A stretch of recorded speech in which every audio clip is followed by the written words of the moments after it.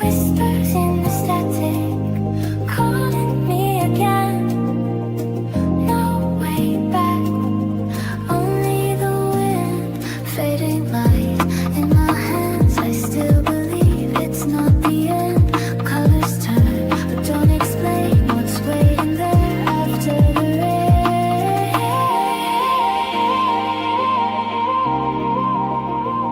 I keep walking. I keep walking.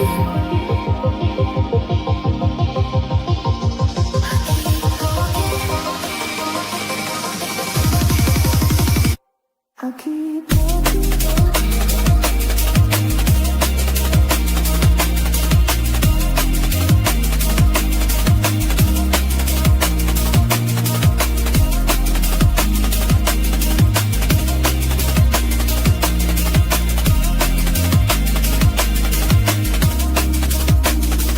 Is it real or just a sound? Just a shadow spinning round. I keep walking. Is it real or just a sound? Just a shadow spinning round. I keep moving.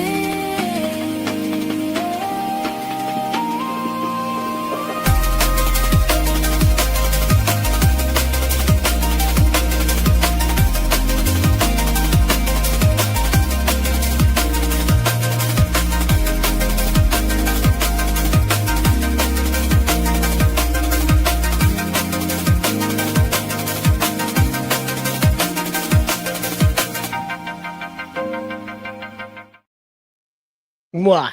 Anyway, if you're wondering why we had the Toyota Echo in there for so long, because I was thinking to myself, what is the most 2000s car ever? And I was like, the Toyota Echo. It didn't live a second beyond 2004. I thought you were going to say the Ford Excursion because that car died in 2000. Oh, no, the Excursion's back. Why? Who brought it back? The same people that brought back the Suburban, because when Chevy did it, Ford was like, well, we've got to have a massive gas-guzzling tank, too. And that's like bringing back an employee you fired like 3 months later. It's like sitting outside the door, like, who brought it back in here? Don't tell me about the Camaro. All right, don't tell me about the Camaro. That's like on its third back, you know. That's like that employee. Since we're doing a throwback show, I mean, we do remember what happened to the Excursion. It was back, I believe, want to say like 2004-ish. It was around the time period. I know this is going to sound foreign to some of you people, but gas had just hit $2 a gallon for the first time in the early 2000s, and people had lost their minds. Like, no one could fathom.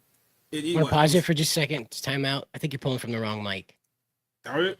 Yeah, I just hear the reverb, and I just want to, because I don't hear you coming this way. I hear you in the back of my headphones. So I'm gonna double check real quick because it says on here that I'm pulling from the right one. Oh, okay. Sorry. My ears must be fucked up. Sorry. Damn it, Cider, and your disability hearing. Disability. just ruining the flow of this show. I was on a roll there, damn it. Yep. So re-roll. As I was saying, gas had just hit $2 for the first time ever at that time period, and it was pandemonium in America because at that point in time, no one can even imagine $2 a gallon per gas. It was absolutely incomprehensible. Keep in mind, $2 a gallon in California of all places. You can only imagine what the prices were like all over the country, right? But as a result of this, people were like, oh yeah, I can go out there and get, a giant SUV that only gets 10 miles per gallon. That will come back and bite me in the ass. But then when gas prices start going up to $2 a gallon, everyone was like, fuck this. I'm selling every Excursion and Explorer and Expedition that I got. And Ford had a very, very hard time during that time period. But hey, the good news is that a few years later, the financial collapse happened. So things only got better for Ford. The good news. Then Obama instituted the CAFE standards. His EPA came through and decided that every car was going to be a brick so that the Toyota Echo couldn't possibly exist on American roads going on from 2008 forward, by the way. And then that's why the Mini Cooper got fat. And then the executive walked outside of the building for Ford. It was like, holy shit, we're in Detroit. What happened to this place? And then things opened Yeah, that right. way. He went outside and they were like, we need to build RoboCop for real Mhm. out of Ford parts. And then No, they everyone was went like, out- that's not. Mm. No, they went outside. It was like, shit, somebody already beat us to it. Yeah, right. Oh, See, I again, like this whole nostalgia thing. I'm sorry, fellas, if you're just tuning in. Nostalgia thing is I apparently missed out on a great deal of our collective childhoods from the mid '90s, pretty much up to the 2010s. I don't know what happened. All this was happening, and I just completely was not on the same planet as the rest of you guys. So, Jacob here has gathered the first of many examples of the childhood I missed out on. There's going to be an ongoing series here because apparently I missed well over a decade of culture while I was walking this earth, yet somehow not paying attention to the culture around me. yeah, so that's the whole reason why we started this show, because the more we went back to like watching old retro videos from the 90s and the 2000s, the more we realized you hadn't seen literally anything from any time period whatsoever. It was literally like you had just been hiding in a box in the attic all your life, and then sometime you turned 30 years old and just walked out of it. So I was like, well, okay, well, that's convenient. Let's do a show basically based on everything that you missed out on for your entire adult and childhood life. Yeah. Yeah, that's what happened. I again, I don't know how, I don't remember being abducted by aliens and growing up on another planet, but it apparently happened. What happened is that we were in the backstage, and I believe Jacob was showing me something about Stacker 2, and it was like a wrestling commercial. And of course, I didn't catch the WWF thing when I was younger because it was just, for me, the Attitude Era was just a bunch of bullies, and I liked the WCW because they had heroes occasionally. And most of the guys were getting the limelight were the good guys, they were like your hometown hero kind of wrestlers. And the heels stayed the heels. But WWF was like, here's a guy who smashes beer over his head and sprays it all over the place. And he says mean things to his boss. And I'm like, well, I'm not that kind of American. So and there's this other guy with this big eyebrow that keeps threatening to shove things up people's butts. And it was like, oh, I don't know what this thing is. Well, I'll tell you, The Rock was definitely a foreboding character for a humble country-born Mainer, okay? Because that character was hell and gone from even Steve Austin, who my father was quite not pleased with. Yeah. You weren't a fan of The Rock and his $500 shirts? Well, I didn't make it that far. Like his entire bravado pissed off my parents, and so we just they switched to NASCAR from that point on. So we took life or death over someone being mildly uncivil on camera. That's what we watched Dale Earnhardt die live because we couldn't sit through Steve Austin pretending to be an unruly worker.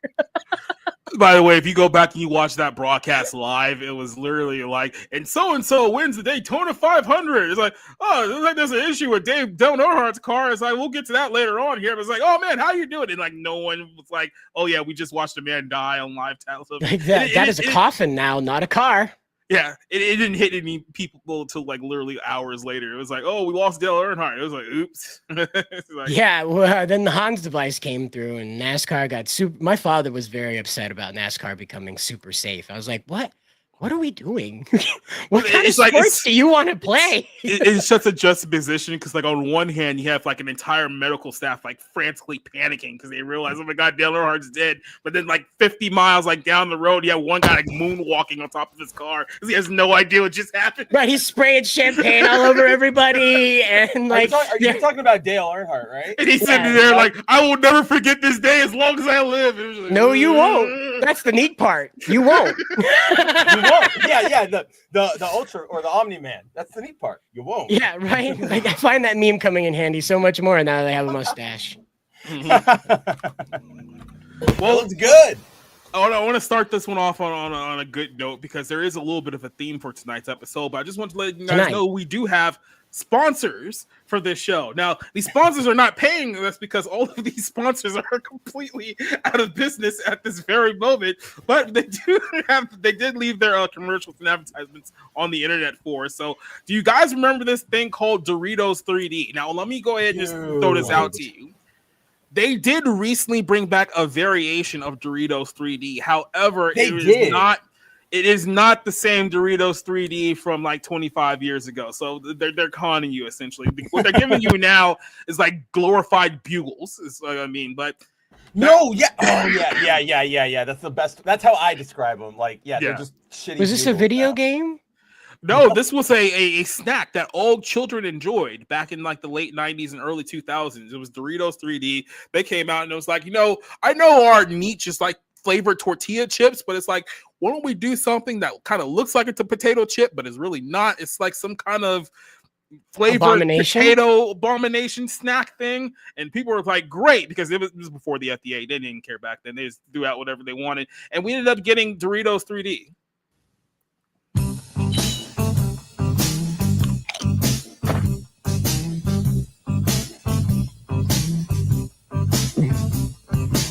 By the way, I just want to. I know we just. This is like Timu Jessica Biel and Timu Adam Carolla. First of all, you respect Ali Larder, or I will literally fly to Arizona to smack the hell out of you. Yes. Really? Yes. Whoa. Okay. I take it back. I didn't realize that's her. That's crazy. Wow. So it is funny too, because we're watching this kind of like in a 2025 lens, but you got to remember this was like basic advertisement in like 1998 when this commercial came out here. So as you'll notice throughout some of the things we'll show you tonight, times have changed a lot. So, Wait. Lenny Kravitz is a real person? I thought they made him up in Family Guy. No, he's a real person. He had a hit song in '98 called "Fly," and everyone played it, especially the Padres, after like every single home run that they hit that year. So yeah, it was a thing.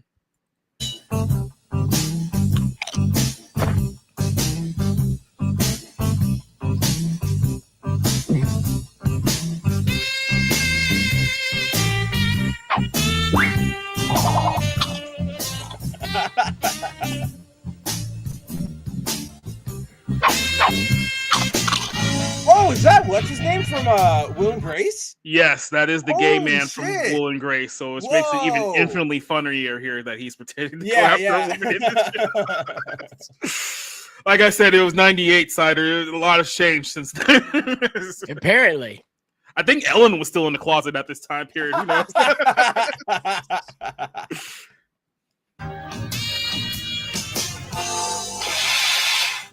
Oh, panini press. Introducing Doritos 3Ds. A whole new shape that begs to be eaten in very loud ways.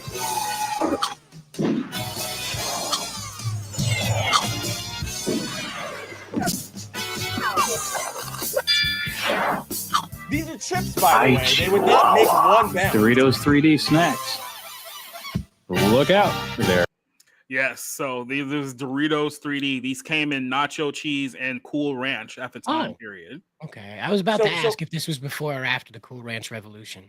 After the Cool Ranch Revolution, this was your like 2000s era of marketing, where because like look at that, guys. You heard all the really bad like sound effects and everything, and all the like, oh, we're gonna do the cool effects off of. This was just like a Wild West time, so all of this stuff is so ridiculous, but it's also like 3D, the millennium, the future, and it's just so funny to watch. Yeah, like Jacob even said, the chips will get upgraded. In the That's what it was. Yeah, exactly. I get the concept now. They even gave it just puffed up Doritos. That's all it was, and they actually tasted worse because they had less like seasoning on them. But they also came in like the. Do you remember, Jacob? Like the container, it was like the gum containers almost. They were trying to do that for a little while. That they were a little. I mean, when it first came out, they basically it was like normal bag, like they do with the regular Doritos, but obviously a better one. And then I think the reboot came in kind of like those Pringles can containers. Yeah. Because they did this. We reboot chips here in America. I just want to yes, Cider. I'm gonna make sure we clarify this. You missed not only the original iteration of Doritos 3D, but you also missed the second coming. On top of that, yes. So you missed it both times. I missed the 3D Doritos Rapture, did I? Darn. You missed the second coming of Doritos 3D. We're at the point of Doritos 3D where it's judging all the other chips and throwing them in the lake. Like that's where we're at. And we all know the Fritos ain't making the cut. But that's Fritos are the what is it? The Nation of Islam or whatever. That's what those are. No, the Fritos. Those are like the Mormons. Those are like the weird people we don't talk about. Yeah, it's the Mormons. So It's got to be the Mormons. One of the things I notice about this, a lot of the Too Y2K, spicy for them. a lot of the Y2K stuff before the millennium was that there's a lot of green. A lot of green. Was this? Yeah. Did this chip commercial happen after the Matrix came out? No, it was right before. Right before. Wow, like you'd swear that like the Wachowski brother sisters were watching this commercial Right. and going, I know what we're gonna do. The guy's gonna dodge potato chips and the computer Hold on a system. second. Did we just crack a code here? I think Did so. We just confirm that the Wachowskis stole the idea for the Matrix from a Doritos 3D ad? Whoever will use them next, you have a duty. But wait, I think we decoded it even deeper, Jacob. Mhm. When did Doritos 3D come back and when did the Matrix Reloaded come out? I think there would be Oh. probably about a year between one another again. so are we saying here that Doritos 3D is their spirit animal? Yep. The Doritos Matrix. Mhm. I don't know. Circled. This is what happens when you go back into the past. You discover things you weren't supposed to know.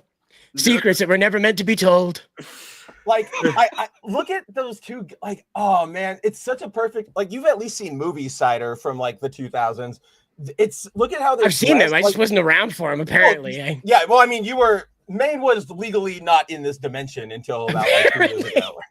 But like, look at, I just love, like, they're supposed to be like not super to the nines James Bondy dress, but like there's moderately dressed well men for that time period, and it's just like a bowling shirt, the really bad spike up hair. Oh man, what a time we thought we were all going to become anime You characters. instantly know that time period. You know exactly when that commercial comes from because of that color coding, the fashion, and the hairstyles all colliding in the same place. It's one of the most unique things. It's like this Y2K thing was such a bubble, and I hate that it didn't like get any further. It was like an immediate wall in 2003. Like, we're done talking about the future. Well, that was because the main Y2K thing was that when we go to 2000 on New Year's, all the clocks on the computers are going to go 1999. What's zero. a 2? Yeah, Boom.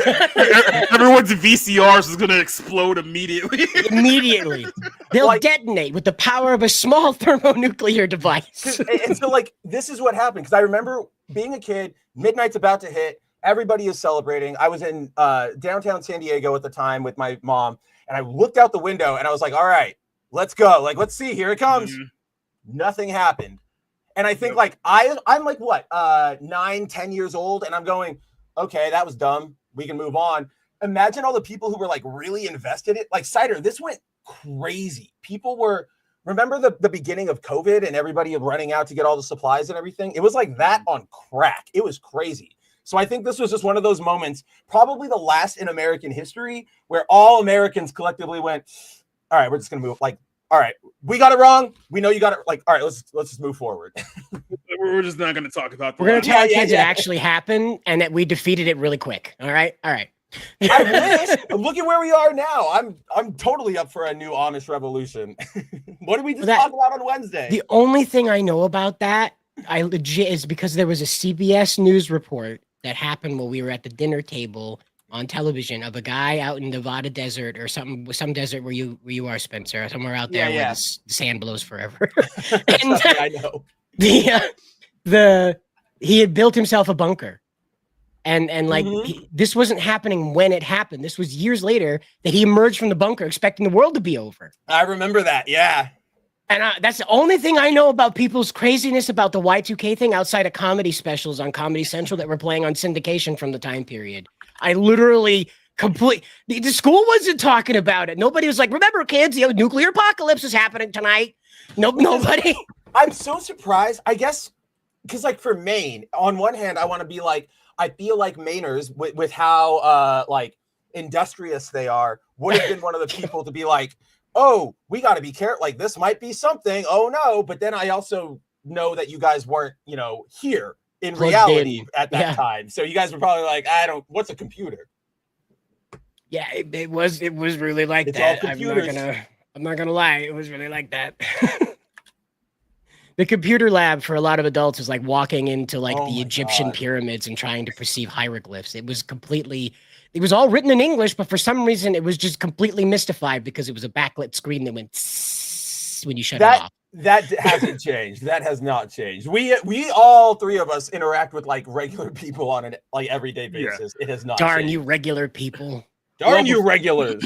Well, before we get into our actual theme here, Cider, let me ask you a question. Do you remember a time when you used to go to McDonald's and come home with a VHS videotape? No. Dude. Never in my life did that ever happen. Nope. Those were the ones that came with the toy, right, Jacob? Yeah, you've never gone into like McDonald's, bought a Big Mac, and came home with a copy of Wayne's World on VHS before? That's never happened in your life? Nope. They only gave us toys from McDonald's that may or may not have been made out of heavy leaded plastic. Yeah. We just don't talk you got about all the 1960s runoff, yeah. we just don't talk about those time period now. Those kids are Yeah, you guys were getting all that stuff from Wayne's World. We were getting Banana Splits and He-Man and stuff from the 70s. what if the true cause of autism in the United States of America was directly related to McDonald's free toys? Right, when they were making them in Might like be. Mexico and Who stuff, you know? knows? Yeah, exactly. Turns out that all those toys had a ridiculous amount of lead, and kids just let their parents let their kids play with them all these years. It's Here, Billy, put it in your mouth. it's like we see in the TV shows all the time, right? Like they put down the bill and they're like, no more lead in gasoline. And then Big Lead goes, oh man, what are we gonna do with all of this lead? Let's give it to the toy manufacturers. Hey, everybody wins. I wouldn't be surprised. It was that Chinese Mattel Barbie maker, remember? And they sent over all those lead painted Barbies. Like, they'll never notice, guys. Well, there was, I believe, this was Barbie just is like, biological warfare, by the way, just so you know. Yeah. I mean, if you drop a couple of those Barbie dolls on like a Portland campus, I'm pretty sure you might be accused of that. But you know what's funny? That could be true for both Portlands. Yeah, it actually could. But I don't remember who was doing this. It was either like an independent thing, but I think it was McDonald's or Burger King. They used to do like collectible glasses, right? Like collect all four. Yeah. You could get the plates and stuff. Yeah. Yeah. One year in like the early 90s, they made a Garfield cup, right? Like I hate Mondays. It's glass. It is like irradiated. You cannot, like, it is literally, I'm gonna look it's like carnival glass. Yes, it's like a carnival glass Garfield. Yes, it is. It is. He made it out of uranium glass. Those devils. McDonald's was like, it's a Happy Meal whether you like it or not. That's what it was. Okay, 1978 Garfield mugs from McDonald's, tested to and now is verified to have over 99.3 ppm of lead and 5.833 ppm of cadmium, which are both those are the levels that will give you actual cancer and brain damage. Well, boomers, the ball's in your court now. I want it so bad, man. They like to say, oops. No, yeah, take that on top of your asbestos. You know, there's like that guy out, like probably in like Santa Barbara who just drinks out of that cup and he's like, I nothing wrong ever happened to me, and like slowly skin is just like dripping off of his face. That's normal. I got brain damage. So we have Rayovac renewal. Oh yeah, here's McDonald's with their latest toy promotion from the 1990s. Rayovac. The movie America fell in love with can be yours during McDonald's Holiday Film Festival. Romantic hit Ghost for just $5.99. You know what I like to have in my Big Mac? Mid-80s romance movies. Classic Charlotte's Web. Isn't it great? Just $5.99. Charlotte. Any large sandwich. You can see these two movies were promoted. These four movies were promoted back to back, unironically. Yes, with no correlation whatsoever. No correlation whatsoever. It's like the 3-packs when you go to like Walmart or whatever, or like Best Buy, and it's like Spider-Man, Dodgeball, and fucking like Gone with the Wind, and you're like, what's the connection between them? And they're like, they really should call that the drunk Saturday night value pack. That's what they need to call that. Like, it's Casablanca, Blade 2, and then like the sister in the traveling pants. On the first 5 episodes of Jeopardy from 1992. On Blu-ray. Yeah, and they label that as like a bonus disc. I remember there's got to be just at least one autistic person on this planet who sees that combination. It's like, this is what I've always wanted. Finally, the trilogy is There's confirmed. there's like one guy who worked on like catering on all three of those movies, and that guy's just like one specific fan of him, and he's like, "Fuck, I did it finally." And by the way, all of those things were scams by studios because they were like, hey, look, no one wants to spend any money on this particular movie. So we have 3 other movies that are also failing to sell. Why don't we just put them all in one pack and sell it to them wholesale? Maybe we can make something off of this. Maybe the consumer will think to themselves, well, I don't want to buy any of these movies individually, but if there's 4 in one and it costs like $3, it's like, maybe I'll like the movie. No, dude, they're hoping for like, oh man, Spider-Man 2 was really, really good. Now I'm gonna put on like that was a good movie. This has to be a good movie, and it's like a Dumb and Dumberer, right? Like that's I know your game. Game. What were you gonna say there, Cider? Brave to assume there's a strategy there, Spencer. Meanwhile, there's just a guy in the back, and he's got 3 piles around him. 1, 2, 3, duct tape. 1, 2, 3, duct tape. That's his whole day. Come to think of it, weren't those original packs, Jacob and Cider, like, weren't they actually just the DVDs? I think that might have been how they started, where they just had leftover shit, and they were like, all right, get it the hell out of my face. But now they do it like in packs. So we're for us, we had remember the big candy bin ones where they like you could go down to you have to lean over the side. Well, I'm 5'7". Maybe you don't, but you have to lean over the side and reach down in there. And so that's where those were birthed out of. Because I remember I was going through the single copies and then I pulled out this stack of them that were taped together. You're like, holy shit. I'm like, I think someone made a mistake. But I'm not gonna say anything. Like, just buy it and go, buy it and go, buy it and go. Well, see, you got to remember, I'm not that kind of guy. I'm on a mission, you see. I need to find terrible B movies, and in that stack were a bunch of stuff I didn't care about. That was all like Jurassic Park stuff. Yeah, it was like all like out of whack and out of middling AAA movies. Savage Streets. And I'm trying to find stuff that's Barbarella quality that has no business being on DVD and should have been buried in the same trench that the ET game was in, you know?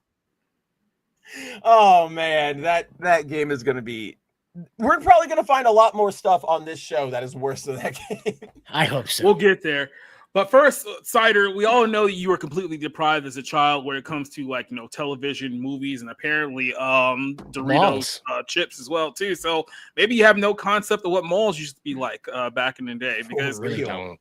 Our concept tonight is going to be dead malls, and this is a dead mall that me and Spencer know very, very well. This is the Horton Plaza Mall in San Diego, California, and there's a whole lot of other stores that we'll talk about in the context of this. But Horton Plaza, oh yeah.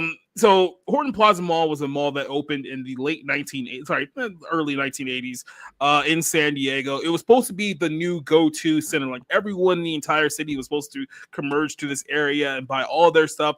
They did do that for mostly about 10 to 15 years, and then things went very, very downhill very, very quickly. Now, before we get to the dead mall portion of this whole thing, let's go all the way back to what Horton Plaza used to look like. I will say this just real quick before we get started here.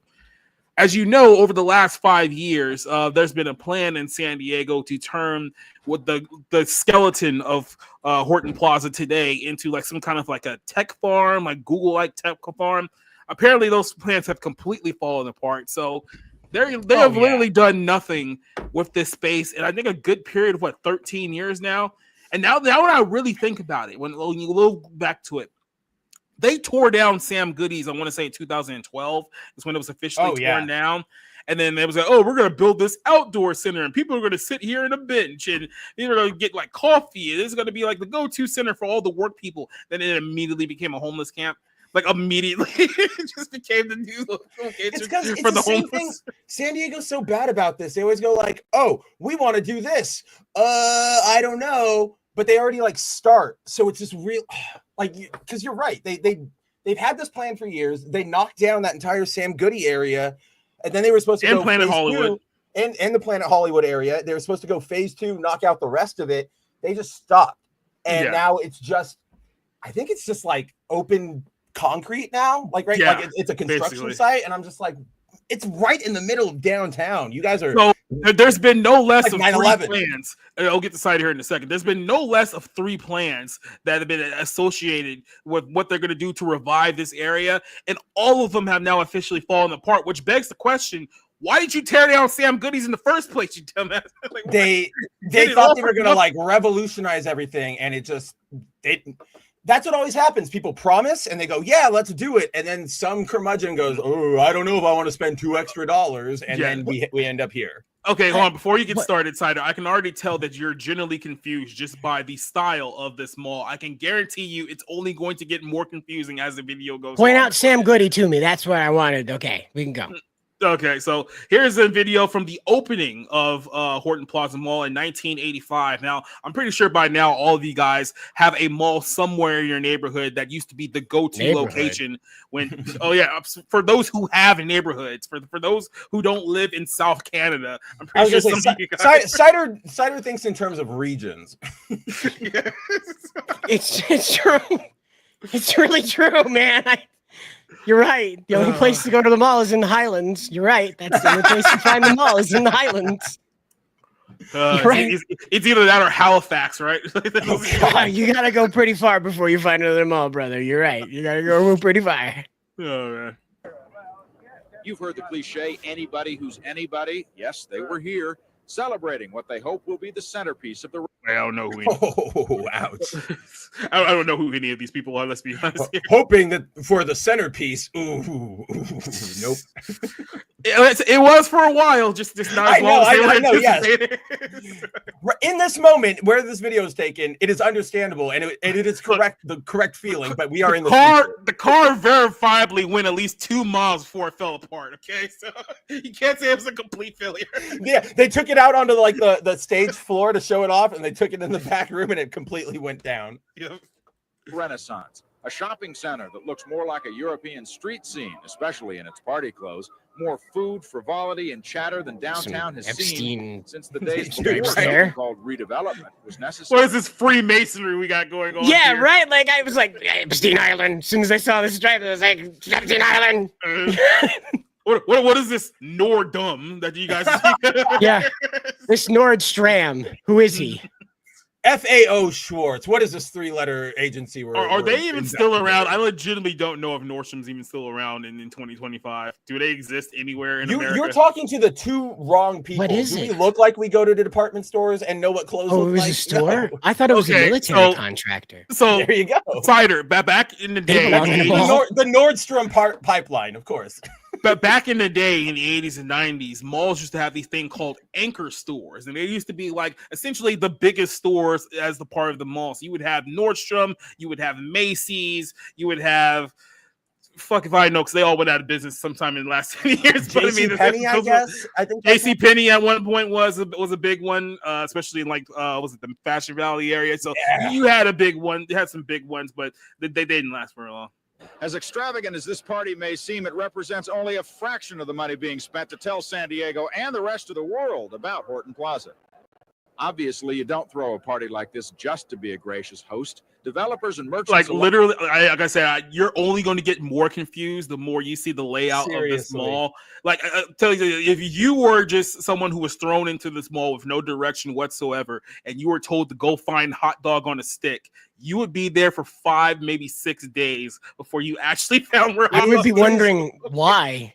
I would be looking for a hot dog on a stick. There's the only, like, what do you call it? Like, convenient. Because you can't even give like normal directions. It's like, oh yeah, it's on the 5th floor. It's like, well, how do I get to the 5th floor? It's like, well, you have to go on this escalator, then go that way to the stairs, and it's like, can't I do? No, they don't connect. And then you got to remember, like the left side is actually slightly higher than the right side, so the 5th floor on this side is actually the 3rd floor on this side. So it's like, and then like what I was trying to say is like, there's the only grouping of things is the food court. Like all the food is together. But then you're like, I want to go, like, where's the media stuff? Like, where's your Sam Goody and your GameStop? You're like, well, EB Games is up there. Sam Goody's over there. And it's like, well, okay, maybe I'll find Imagine being lost. You find hot dog or the stick. It's like, okay, where did I go to Sam Goody's? You got, oh boy, you on the wrong side of this wall. The hot dog on the stick is easy to find because it's got that big, like, 3D logo. But like you said, Jacob, like, good fuck, you'll see it. But then it's like a Zelda mission, like dungeon, right? Like, I know I have to get there. Oh my God, it is not easy to get there. It's literally like playing like Legends of the Hidden Temple, trying to find these places at the mall. Honestly, unironically. And then we just call our homeless temple guards. That's how we make it. I was going to say, are the meth addicts the temple guards? Yes.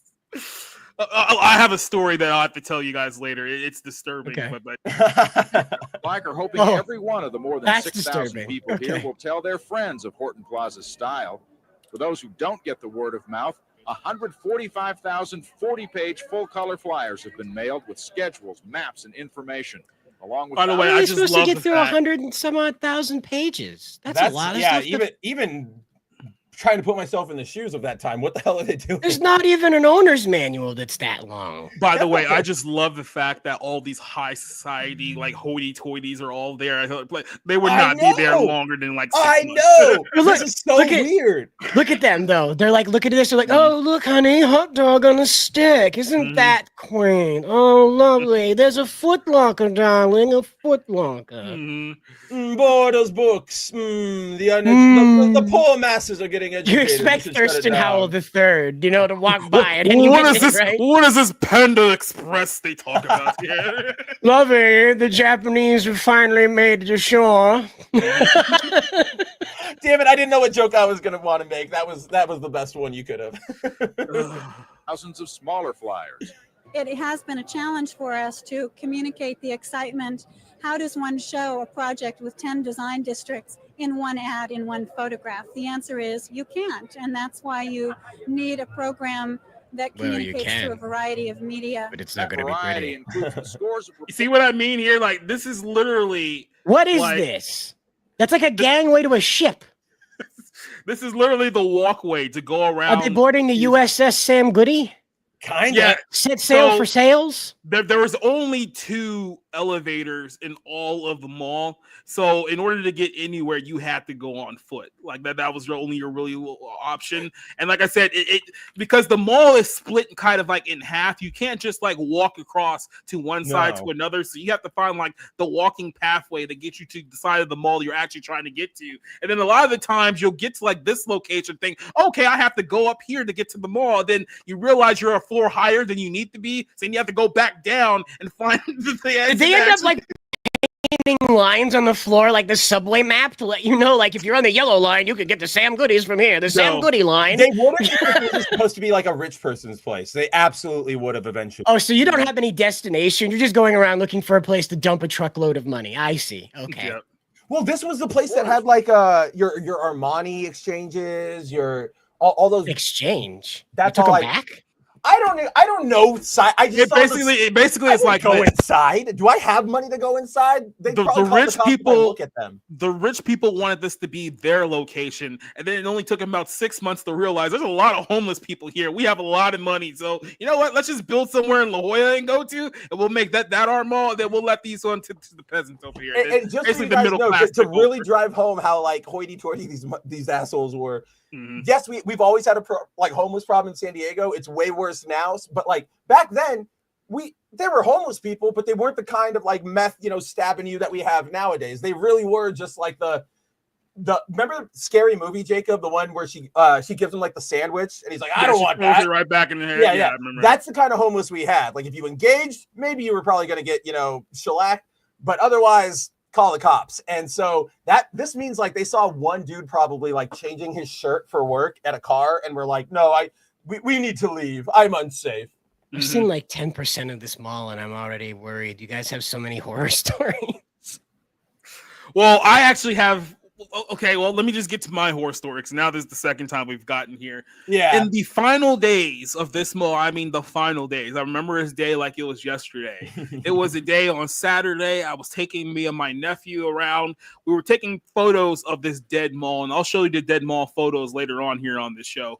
But I was so hungry because I hadn't eaten all day. It was about noon. I was like, you know what? I'm gonna go down to Taco Bell, grab something, a small bite to eat, just so we can go and like eat somewhere proper, right? Something to Right, hold yeah. me over. Yeah, get the energy. Yep. I get to the mall and Taco Bell is now closed. Taco Bell is no longer in existence. So I'm like, well, fuck, where am I going to go to eat? So I walk around and the whole food court is dead too. There's nowhere to eat. So I was like, where the hell?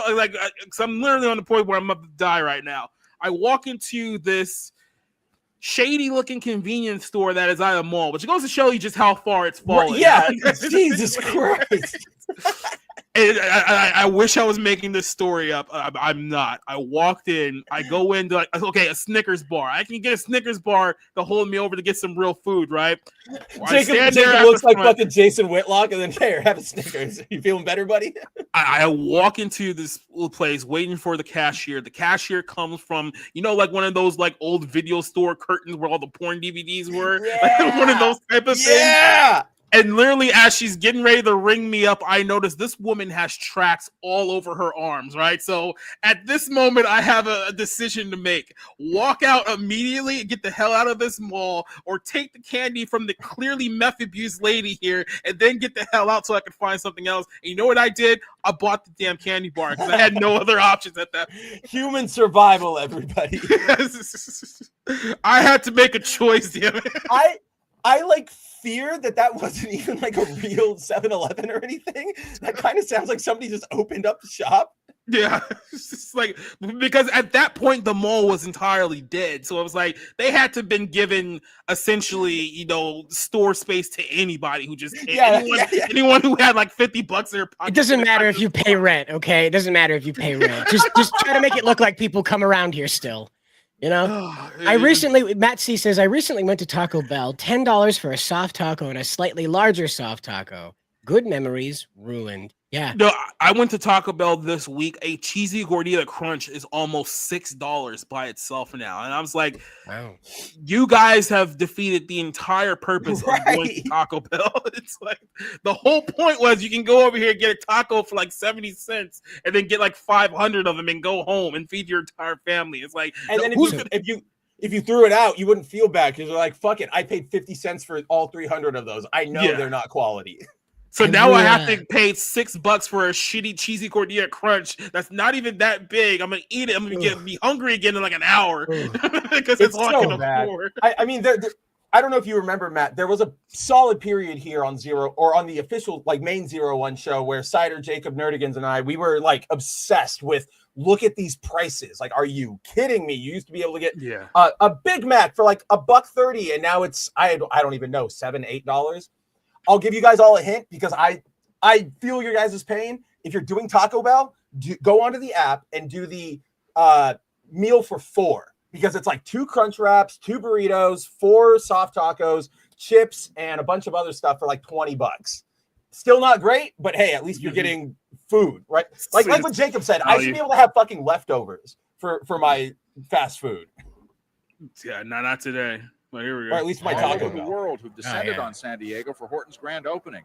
And the grand opening scheme is as unusual as the project itself. It is scheduled to last most of the rest of the year, with the debuts of key components like theaters and restaurants and markets staggered to take maximum advantage of publicity. But the Han Company and its merchants won't have to go it alone. Everyone involved with downtown redevelopment recognizes Horton Plaza's importance and are pitching in with their own marketing strategies. Now that Horton Plaza is open, tours through Horton, walking tours through Horton Plaza, architectural tours. Yeah, you need a walking tour to figure out where the fuck you were going. That's what they had to do. Right. You need like a guide, like a Sherpa to get you through the mall. Architectural tours of this mall. That's so weird because like when I was a kid, we thought we were just like, we didn't see it as fancy. We saw it as like ridiculous. We were like, oh man, this mall is weird. Why are we going here? Okay. I've been lost in Suncoast for the last 2 hours. I don't know where I'm going. I've spent way too much money on DVDs of Dragon Ball Z that only have 2 episodes on them. I need an adult. I've been walking in this mall for 3 hours and I'm right back in front of the Macy's that I started at. I don't know how to go. I live here now. This is where I live. I don't know what the sun looks like anymore. Restaurant tours. We're not only selling Horton Plaza, we're selling residential downtown, the interesting places you find downtown, because it really is diverse and a fascinating place to come and find things to do. From Horton Plaza, Dennis Morgino, News Center 39. And for those asking, I've never seen that many people there. Holy crap. Like I said, Horton Plaza used to be a happening. When it opened in the 80s and the 90s, it was generally packed. You had a lot of people there, especially during like the holiday time when they had all the Christmas decorations up and everyone wanted to see what everything looked like. That was okay. Yeah, I remember that. That was admittedly pretty cool. Yeah, so then, as time went on, they obviously got a lot of, big name stores that a lot of people started going to. And Unfortunately, a lot of these stores are kind of dead now. A lot of these stores, like to say, no longer exist. So let's talk about one store that used to be one of my all-time favorites going to the mall here. I'm not sure how many people Is it remember it. Orange Julius? No, actually not, but we're getting there. Who here remembers the Sharper Image store? Do you remember Sharper Image? I heard tell of it. It's where all of my Asian uncles would go to the mall and like sit in the massage chairs for like 5 hours. Oh, those had a storefront? I thought they were just out in the middle of the floor. well, they have those, but then these ones are the ones you can buy and take home. No shit. So Sharper Image used to be before the time of obviously Amazon that ruined everything when you really look back on it. Like Amazon really did just kill malls. Like if you really go back and like look at it like blow by blow, Amazon wiped all these people completely out because once e-commerce became a thing, everyone's like, "Oh wait, we don't have to pay all this money for a physical store anymore." We can I don't, and I don't have to like go out through the throngs of homeless to like buy my Switch. Yeah. Cool, I'll take it. And then the next thing you know, your mall is like The Walking Dead, and then that's where we are. But no, the Sharper Image store used to be like the gadget store for all the cool little. Basically, they sold crap you didn't need but you wanted, right? It was like it was like crap you didn't need but you wanted, and also like was kind of ridiculous. Like you didn't. It was like the premium version of like seen on TV, right? So you would get like a let's say we've all seen them the shotgun, the assault shotguns, right, for flies. You would buy that on TV on Bed Bath and Beyond. But if you went to Sharper Image, the version they would sell you would have like 2 different like ammo carts. It would have like a light, like a laser sight on it. It's very much the dad store, right? Like you get it for your dad because you know your dad's gonna go, "Whoa, this is so. Do you see what I can do?" I mean, not us dads anymore because we were like, I can do that with my phone, but back in the day when we were still cavemen. Yeah. So I mean, my go-to, I think everyone's go-to. The reason why you went to the Sharper Image store is because they had a massage chair there, and they also had one of those air purifying necklaces. So it's like it would literally like purify the air. Like you literally put it around your neck, and you can like breathe in like what clean air actually smells like. And got that bad in California, huh? It's not great, especially if you're in LA. Especially if you're in LA, it's not great. But when I used to live in UC River, or when I went to UC Riverside for a spell while I was like transferring around, one day I walked out of my apartment, like in morning, waking up, eat my breakfast, look out over my balcony in my like 3rd floor student apartment, and a visible fucking like delineation of fog, like there, like the entire city of Riverside out towards LA was all fog, and then you get like 3 feet above it and it's pure blue skies. And I went, "Oh, this place is fucking gross." See, shocker to no one, California had a lot of wildfires there too, so that would also not make the air quality great. Like I'm pretty sure you remembered the fire of 2002 where like you walked outside and like it literally smelled like burning bark all over the entire city. It was raining ash. Like that was crazy. Yeah. For like days. And keep in mind, we're miles away from the fire. Yeah. It's still raining ash. Where Jacob and I lived respectively, we were nowhere close to them, and it's still coming down. Mm-hmm. Yeah, it got so bad that at night you literally could not go outside because the air quality, like it's like literally trying to breathe in like a barbecue grill. Like it's like walking in India, man. Like it was bad. Yeah. So the Sharper California, Image everyone store had an air purifier. Yeah, exactly right. They sold a lot of those during that time. Yeah, so obviously this is going to the Sharper Image store at its heyday. And that's what it looked like. It was just a simple Sharper Image. That was it.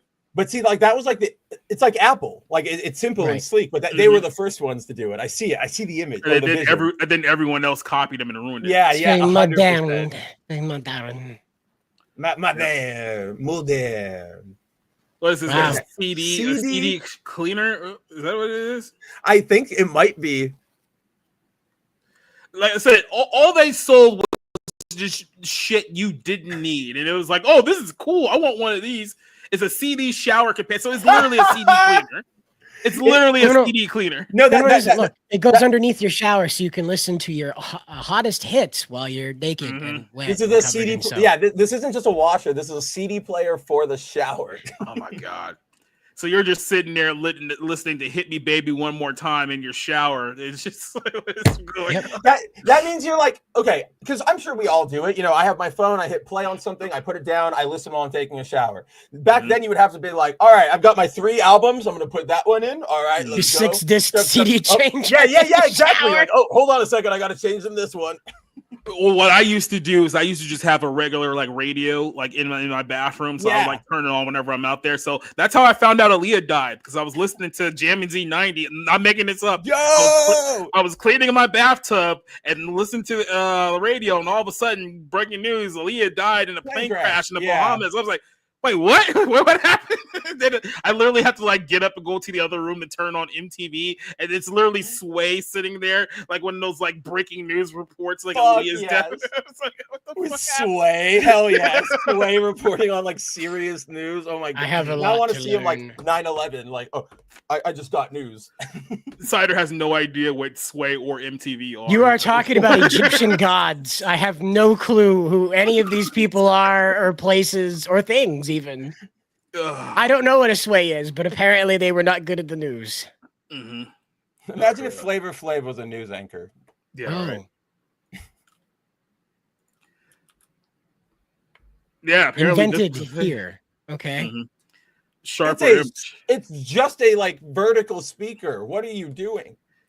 It was like Sharper Image was great at inventing stuff. They just weren't great at inventing stuff that was going to last longer than 2 years.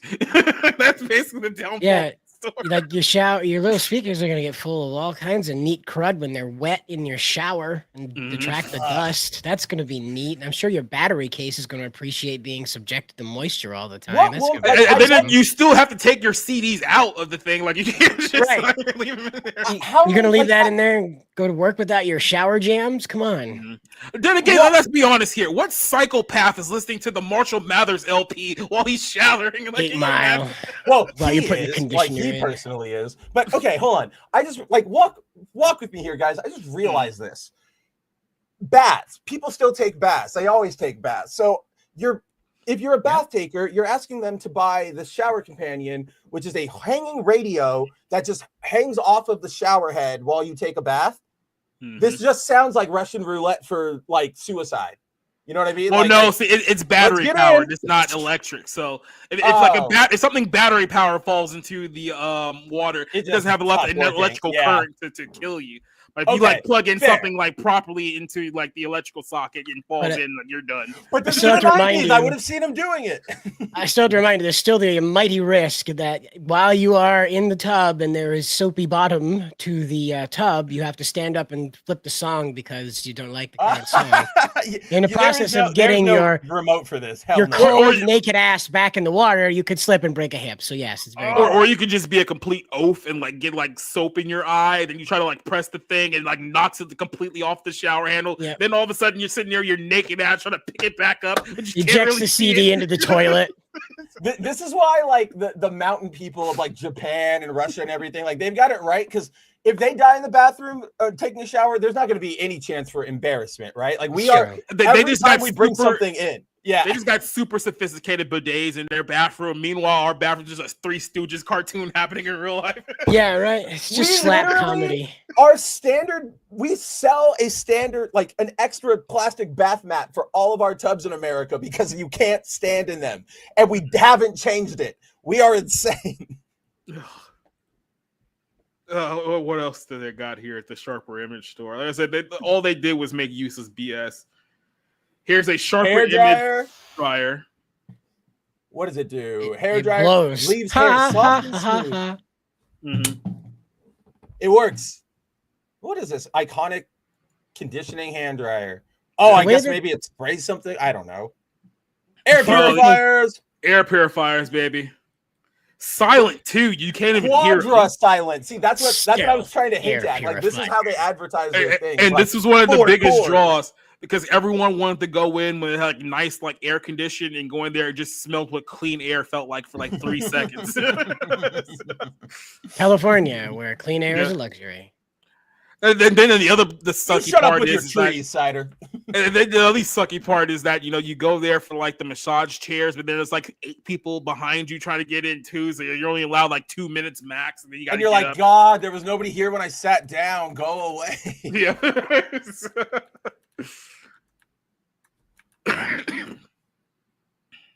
Next, Insector, the bug collector. What is it?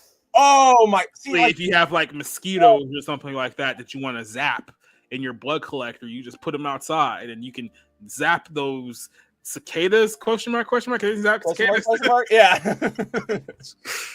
Yeah. We're not zapping anything in California, so that probably did not sell at all here. See, that's what I was talking about right there, Cider. Those little things. I've seen those in that is the actually church lady. Jacob, guys. The 90s were a different time. They were in the church lady magazines. They were advertised with the self massagers. Yeah, but like I said, there were little portable air purifiers you can put on your neck and feel like you were a walking breeze. Like you had fresh air. Yeah. Mm-hmm.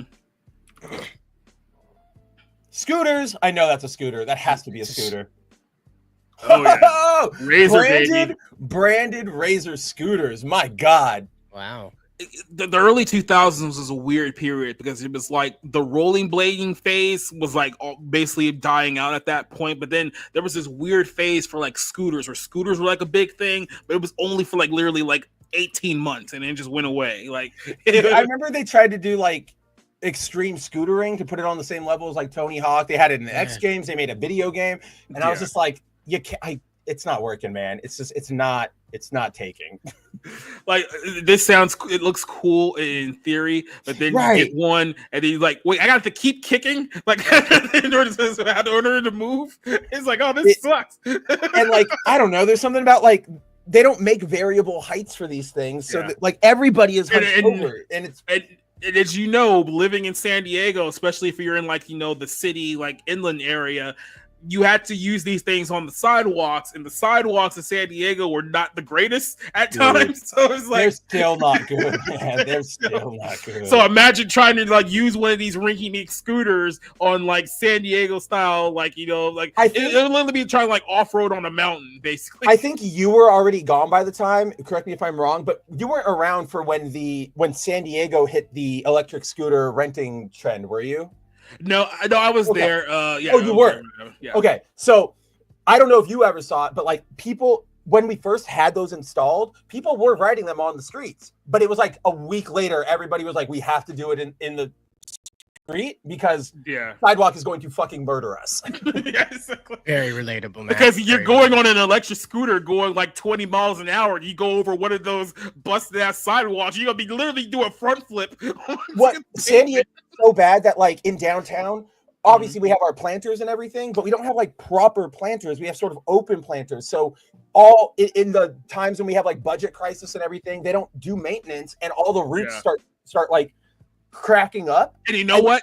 Nobody goes back to it. That's exactly why I stopped using those things, because in downtown San Diego, like for the first like month or so, it was kind of like a free for all, go wherever you want. Oh, dude. But the city came in, started cracking down, and it was like, okay, here's the essentially the sectionized no-go zones for the electric scooter. So if you were to go into a no-go zone, your scooter would automatically stop, and you couldn't go anywhere, which means that you had to leave the no-go zone to make your scooter activate again, and you couldn't just like leave it there and like turn it off. Like you literally have to physically get out of the no-go zone, which means that you would be charged for every minute you were in the no-go zone and you couldn't get out. So you only have to get out for them to start charging you for being on the scooter that you can't use. What? Yes. The hell? It was. By the way, it just so happened. Racketeering. It just so happens that all of downtown San Diego became a no-go zone. So at that point, it was like, well, no point in me using this anymore. What? It really did become. It became a no-go zone. Right out of Judge Dredd. Well, then because it became a no-go zone, and then since nobody was using it, all the homeless people in San Diego started taking them and jailbreaking them. So then for like the last few months before I left, it was chaos. It was Mad Max. With scooters. Yeah. Get on that, Hollywood. Significantly less cool. Significantly very American.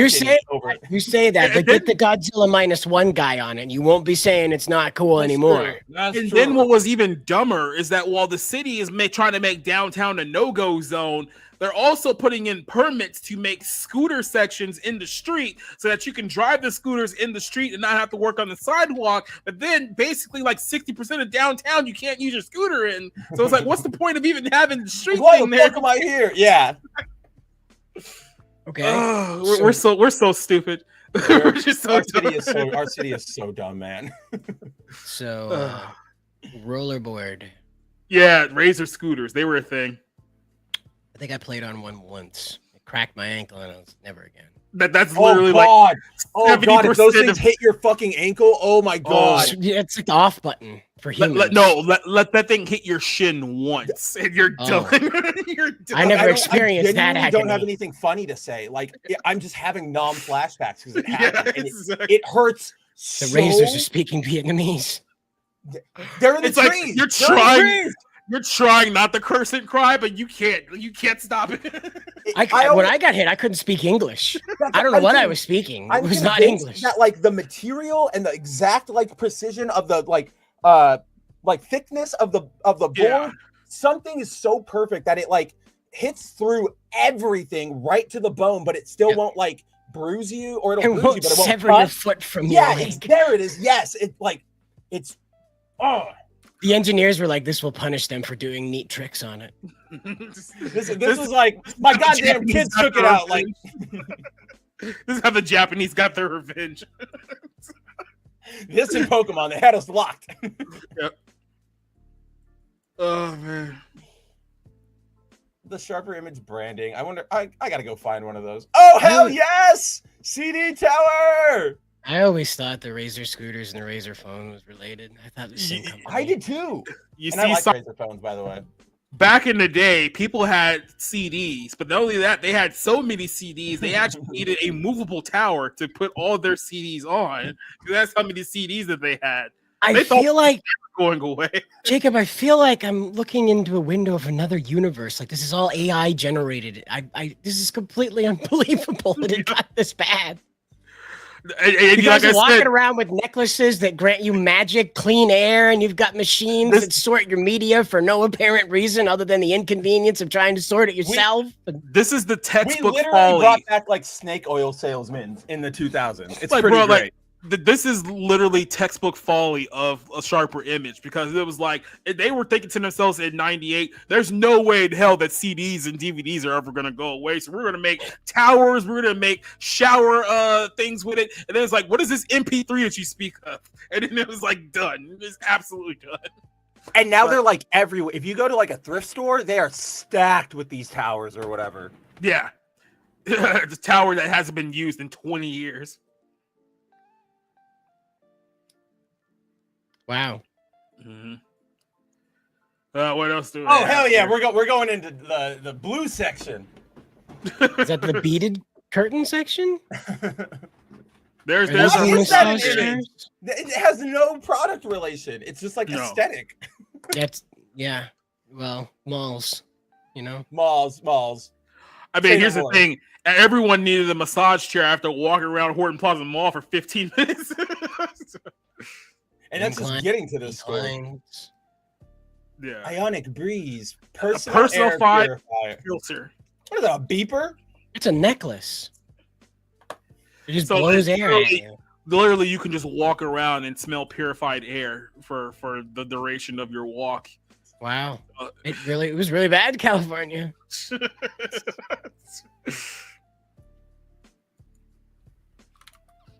Well, was there a big air purifier business though that was like in control of things back then? Was everybody really worried about air? Where's Big Purifier? Yeah. What happened to Big Purifier? There we go. Big Air. What happened to Big Air? What happened to Big Air? Darn air monopolizers. Like I said, this was literally all the store was. They would come out like some new bullshit gadget like every other month. Is that Keurig? And like Jacob said, you would think it's cool for like a month, and then you go, oh yeah, that was a neat thing to play with. Yeah. personal cooling system, CD towers. Catalog. I feel like half of this stuff found its way into like 90s B movies after it was found in a landfill. Oh, there's probably like episodes of Power Rangers, right, Cider, where they just recolor these things. Exactly. As like, oh, Doggy Cruiser, like he's communicating, and we're gonna open it up, and it's gonna be that air purifier. Guys, Like, oh, guys, I know the Bible says absolutely nothing about razor scooters and personal air purifiers, right? I know that, right? But you just have to hope that somewhere in heaven there's just like a landscape of just like defunct like malls from like the 90s and the 2000s. Like one day you can just relive all these moments all over again. Well, Yeah, you have right. to ask yourself, That's our what's heaven. right? What's heaven? You know? What is heaven to you? Is it wandering around Horton Plaza, finding everything you're looking for? Is that heaven? Finding All I everything? know is heaven. Heaven has to have at least one hot dog on the stick, like just There one. you go. Just one. Guess You know what? Jesus, he's a big fan of the processed meats. Yeah. Yeah, he went down and he was like, "Look, Dad, I know, like, I know we created them, but we got it. I got one. As long request. as it's You gotta all bring one beef, it's thing fine, okay? So long as it's all beef, it's fine. Now, if you find a Great Con Chinese place, you are in hell. That is Oh, 100%. shit. That's Oh. Well, that's okay. I- In your I have story, heard. Jacob. In your Mhm. story, Jacob, I thought that's where you were going to end up when you were like everything was closed, there was no food. I thought you were going to that. I think it was Great Con, like that last Chinese weird place that was at the top. I genuinely was like, oh, he's going there, and that place sucks, and he's gonna get diarrhea. No. I knew better. So that was the old Sharper Image store, which Oh, that's so obviously awesome. Sharper Image is in fact still around, but they do not have any physical stores anymore. You must buy all of their crap online, like normal people. That's or weird. something like that. So yeah, there you go. That's the that's the deal. But I do have another store that some of you guys This was may a remember. real place? These were all real places. None of the places that you are seeing in today's video is AI generated. These are These all are Nah, actual places. videos. You have to be kidding me. This was a real place that people went inside of expecting not to be mugged? Yes. Oh, great cons. Like I feel like my gut's rumbling already. But before you guys get into your next thing, I do have to bounce today, so I will leave it to you two. You guys will handle it. I know you're having fun. I'll be in the chat, but this is great. I can't wait for next week because this Well, is. hold on. Before you get out of Okay, here, yes. we'll sign you off with this. Yes. This is our next sponsor. Sorry. Our next sponsor Oh, for today Beautiful commercial Is- break. is Zima. And you remember Zima! Zima? Oh, my God! Here's your Zima What? commercial on the way out. This was like our version of Truly's. I don't even know what that is. What? I remember this one. Beverage with burgers and dogs. I don't eat meat, you guys. Cheddar, Gruyere. Get away from my burger, man. You guys want whale? Is this Willy Wonka of cookouts? What is this? That's just how we looked in the 90s. Give me more. Are those free range burgers? Who cares? Have a Zima. That's perfect. That's just absolutely perfect. Are these free range burgers? Who cares? Just Who eat cares? it. Have a Zima. Yeah. That was awesome. Oh yeah. Oh, I have for those who- intensely missed out on a lot here. I don't know. Zima what was an attempt at like not like a seltzer, but like sort of like a light beer, like a cooler. It was almost. essentially Smirnoff before Smirnoff, right? If you Yeah. guys makes any sense to you.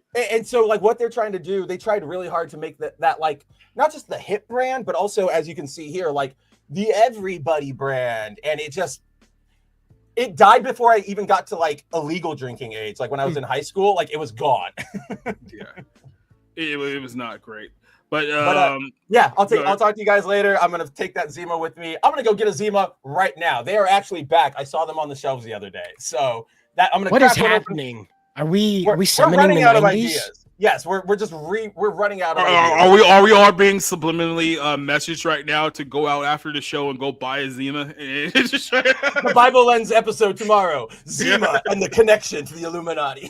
all you're gonna see is like the photos for like the next couple of days. It's gonna be all of us collectively holding Zimas. It was like they compelled me to do it. Zima Antichrist. They got us. They got us. Jacob's gonna be the one who didn't. He'd be like, my friends, I gotta be their shepherd. They're lost. Yeah, you know what? I couldn't do it because I was too busy getting Pepsi Blue. You want to hear Pepsi Yes. Okay, yes, Pepsi Blue. Take Cider away with some Pepsi Blue, and I will see everybody here. I will see everybody in the chat later. I'll be back in the chat in a second. So see you guys. Yeah, later. Yeah, I only ever tasted Pepsi Blue secondhand. So what does that mean? my girlfriend loved it in high school. She was just like blue tongue, loved that stuff. Yeah. When you say secondhand, it makes it seem like somebody else drunk it before you did. I was like that. Technically, she did. It's just, Pepsi Blue, ladies and gentlemen. This is during the era where Pepsi wanted to sell anything but regular Pepsi. It was like, how do we beat Coke because we're losing to Coke? It's like, I got Crystal Pepsi, Pepsi Blue, Pepsi Red, the sugar vanilla Pepsi, and then this is one of the products of the Abomination era.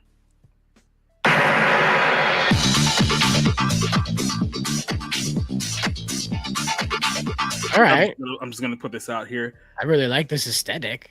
You can clearly tell how 2000s these commercials are. Oh yeah, everybody's happy. Everyone's not suicidal. They don't look addicted to SSRIs.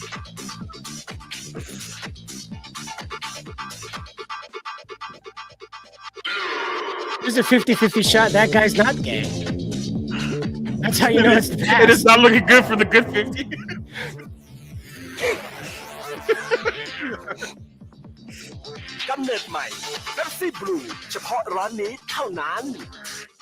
Kanan, yes, Kanan. Absolutely. Oh, remember when all those celebrities in like the 2000s did those Japanese commercials, said they were being told, oh, no one will ever see this, it's only in Japan, and then they all started getting put on the internet like the late 2000s. You know, Arnold's are really over the top, but my favorite one is when Sylvester Stallone went over there and sold sausages, and it's like the most heartwarming commercials with Rocky. And Japanese children are surrounding him, and he is giving them uncooked sausages from a package he just opens up in a park. If you open up a package of sausage in Japan, apparently Japanese children come running.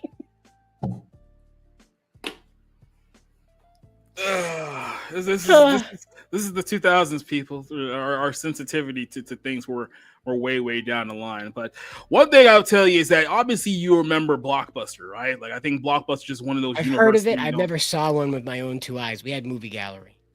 Oh, for fuck's sake. Okay. All right. Well, most of you normal people know what a Blockbuster is, and you've probably at least seen the logo at some point in time, right? Well, does anyone remember Blockbuster's little brother, Hollywood Video? Not me. Hollywood Video was like the pound for pound #2 best video store chain in the country at one point, and they went down like a sack of potatoes rolling down the stairs. What? Where does Movie Gallery fall on that list? Because it's not 1 and 2, and I don't think it's 3 either. I don't think most people in the rest of America had a Movie Gallery. It was one of those like weird.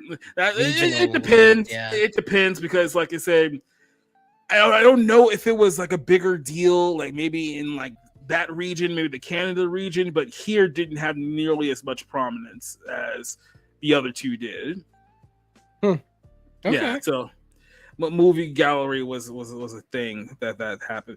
Oh, okay. So someone's correcting me now. Movie Gallery was actually a subsidiary of Hollywood Video. So Hollywood Video was in, I guess, the realm of companies that was owned by Movie Gallery, but obviously Movie Gallery, it didn't go particularly by that name. So it really just depends on what part of the country you were in at that time. But where did that chat come from? Where did that chat come from? I don't know. I'm just looking at the Wikipedia right now. Yeah. Wikipedia editors. Okay, I was thinking like, shit, I missed a chat.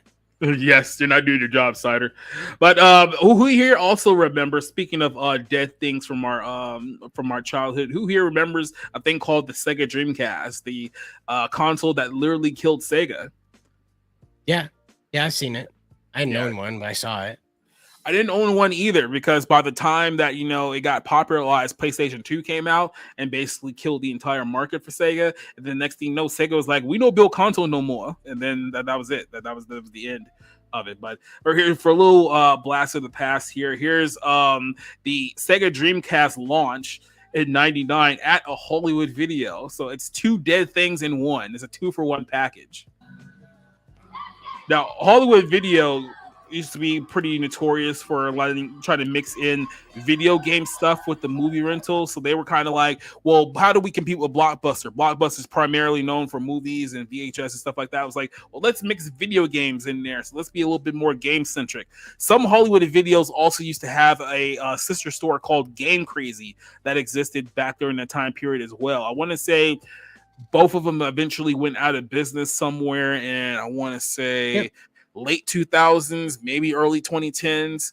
But I know that when I was in San Diego, they had Game Crazy there for a couple of years. Then I moved to Georgia, and the ones in Georgia did not have a Game Crazy whatsoever. It was just straight up Hollywood Video. And I'll tell you, it's weird because when you think about it from the perspective of two eras, if you go to Hollywood Video in the 90s, the place was packed. Like, it was just had people all over the place going around where you were looking for horror movies, action movies, comedies, wrestling DVDs, stuff like that. Absolute packed to the brim. Then you go there in, like, let's say 2008, and it is a ghost town.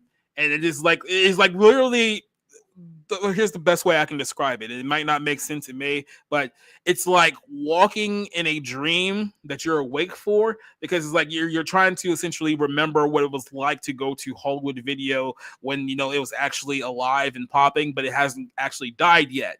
So you're walking around this empty video store that sells nothing but DVDs now because no one has VHS players anymore. So they just got rid of those altogether.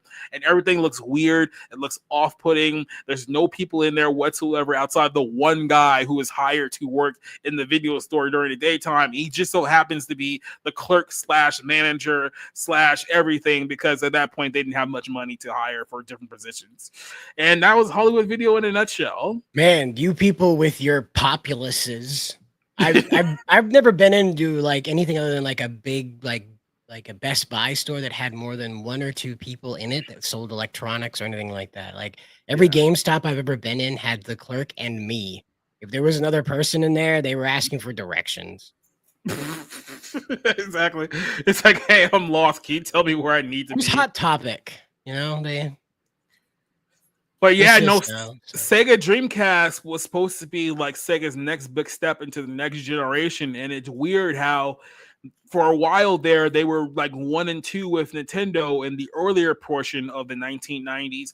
And then come to the late 1990s, and it seems like Microsoft and Sony just completely dethroned them with little effort whatsoever and took over the gaming sphere.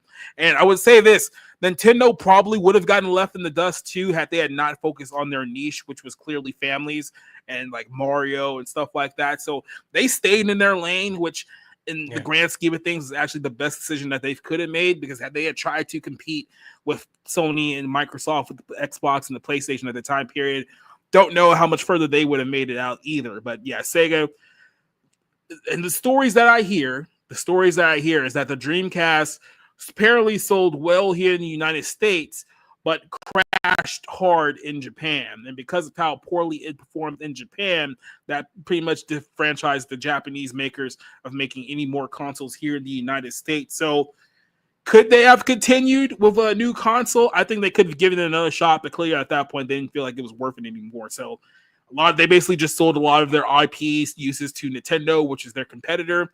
So now all the Sonic games are made on the Nintendo platform rather than, PlayStation and Xbox. And this is where we're at now. So like I said, 2 dead things in one. What do you remind you of, Cider? This is a bit of a mystery to me, because the movie gallery, it had like gray walls, gray carpet. So like all these weird colors and flashing screens and stuff like that, it's like completely foreign. I'm really not this. I recognize it as a video rental place, as a video game rental place as well. But like my brain is asking myself if it's like a set to a TV show, because it's just so overdone.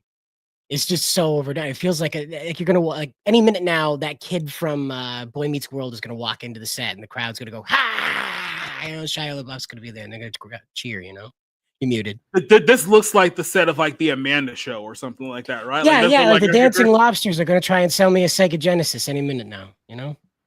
But no, this is a real place that people. Remember Wacky Fonts? Yeah, remember originality? Remember that? Yeah, right? Remember, Yeah. remember creativity? Like, don't get me wrong. I know we were just mocking Shopper Image like 20 minutes ago for making shit no one needed, but you kind of wish that those people would still exist. You know, hey, here's the new wacky gadget that you don't need, but it looks really cool, so you want to go try it anyway, right? Hydraulic plunger. Mm-hmm. And then, of course, plungers. And then, of course, you have this little ditty right here. Who here remembers GameStop? Now, I know GameStop isn't technically dead yet, but they might as well be. But who here remembers GameStop? Yeah. So I don't remember it being this colorful, but yeah. Or this full. Or yeah. You're right. Usually it's an abandoned space when I go in there, yeah. I mean, honestly, when was the last time you've been to a GameStop and there was like more than like 3 people in there, including like yourself? I just told you, never. I've never been into a GameStop. Well, okay, so when I would go with my girlfriends, there would be 3 people in there, right? Yeah. It would be her and I and the clerk. But that's it. Like, seriously, I've never been to a busy GameStop in my life, ever. Oh, brutal. But yeah, so here's GameStop during the heart of the PlayStation 2 launch. So while Sony was floundering with their launch for their game console, PS2 was essentially hyping up the biggest launch arguably of all time. When you look at, you know, how big this thing was, how many units were sold. Yeah. It's still talked about. Like, PlayStation 2 quite literally changed the entire game. And I know at the original Xbox, give them credit here too, because I mean they've managed to stay around for quite some time, even though it just feels like Xbox really isn't in kind of the mainline conversation for video games anymore. Like, they're still around, obviously. It's still like a platform, but it's nowhere near where they were, I wouldn't say, what, 10, 15 years ago? They're not competing anymore. They're not competing. Yeah. Nintendo kept Pikachu and Mario as their mascots. Sega, of course, kept Sonic. But PlayStation never adopted a mascot per se. You know, you could talk about Astrobot all you like, but they never really adopted one. And Xbox had Master Chief, and then they just decided, well, Master Chief is done with his adventure, so he's no longer going to exist within the Xbox brand. And at that point, it just went downhill. Yeah. It was the dumbest thing they could have done, was divorce Master Chief from the Xbox. I think if you're talking about a PlayStation mascot, the closest thing that they probably would count as one is maybe Spyro the Dragon. Okay, that's fair. Yeah. But I mean, obviously, it has nowhere near the cultural impact of all the other ones we just talked about. So I mean, you know, Nintendo got 2. You know, yeah, right. not to mention all the other ones associated with Mario, like Donkey Kong and Yoshi and all those little bastards. Yeah. And Xbox never recovered from that decision to drop Master Chief. Like, he was the only non-cartoony one. They had a perfect niche to be that, like, close to real life mil sim gaming platform, where like everything they produced had some kind of military tilt to it. That would have been fine. But no. Because PlayStation wanted to do this quasi weird sort of Japanesey. Ooh, yes, very foreign-y kind of. Yes, look at all these pretty men and their long hair and big swords, you know? And of course, Nintendo was like, bring your kids. Everybody's safe here. You can kill chickens. It's awesome. They won't like it, but you could do it, you know? But again, like, that's, you know. Yeah. Xbox was like, screw that. We're a PC. Yeah. Mm-hmm. I mean, by the way, the original OG Xbox, those were basically murder weapons. Like, in all honesty, I mean, if that thing fell off of like the nightstand and hit you in the face, you're probably done for. In the Ninja Gaiden revival on the Xbox is a collectible item that is larger than the main character's torso. I can't remember his name at the moment. The main character's torso. Ryu's torso. It is larger than his torso. It's like the front end of a truck. So here's the camera guy harassing this fine-looking white gentleman in the Tasmanian Devil t-shirt and pajama bottoms, drinking a Coca-Cola, or as a Dr. Pepper, I should say. So let's see what he has to say about the PlayStation 2 loss. Yeah, right. What people will do for a little entertainment system. It's midnight. I'm here for the PlayStation 2, the best entertainment system to hit the world. That guy definitely listened to Limp Bizkit in the year 2000. Well, let's be honest. He was like target demographic. That fella is probably rolling in so much money right now. Ridiculous amounts of money right now. He just looks like a guy that was like, hey, this Tesla thing and Bitcoin sound fun. I'll throw $10 into that. He just looks like that guy. It's like, yeah, I'll throw $10 at this quirky bit. His home is at least 5,000 square feet now. Yeah, right. Exactly. His house is a giant PlayStation. When you know, It'll be great. Plays DVD. That's a plus. That's a plus. Am I right? And some like nonstop action games. plays DVDs, whatever those are. Yeah, see, we have this thing called DVD players back in the day. They're just like these little. Another thing that people thought, oh, this will never go away, and then it did. Right. Hi, we have social anxiety. Can you go away? That Boston Red Sox guy's on the wrong coast. But yeah, right. But yeah, PlayStation was a huge launch at that time. Was this Madden? Like Remember when guys 99? would just walk around with their shirt tucked in like complete sociopaths? Yeah. Hey, remember when the people who went to GameStop wore proper T-shirts? Remember that? Remember when we all had super narrow glasses? Don't remind me. Look, Will Smith did that. He brought up those tiny sunglasses in the Wild Wild West, and we were all like, yep, got to do that now. This is just great. Like, you'd never meet these creatures in real life now. No. Never. So then, of course, it's like, hey, guys, come in. 6, 5, 4, 3, 2, 1. Real quick, remember midnight launches? Remember when that was a thing? Yeah, right? And people would actually show up and not kill each other. Yeah, right. Remember when people were getting stabbed in the parking lots for bootleg copies of Modern Warfare 2? Remember that? Out of somebody's trunk? 5 at a time. Together. Oh, look, nice that one of the Hanson brothers to show up for this, yeah. Don't see that too often. Where's that Kurt Cobain? He brought a kitten! Is that What a is cat? Is that a this? legit cat? Did I miss that? That was a legit cat. That man smuggled a kitten that is a into the legit GameStop. cat on his arm. I didn't even see it. Yes. That cat is terrified for his life and his well-being right now.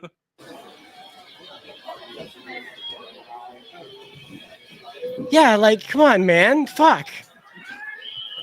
It's not a parrot. It can't fly down to the ground, dude. Did that cat even eat anything for the last 12 hours? Yeah, right. You've been feeding it earwax? And take that whenever they bring it up to the register. I'll take care of you over there. He just walked in there with a cat on his shoulder. People are just like, that's that guy. That's what he does.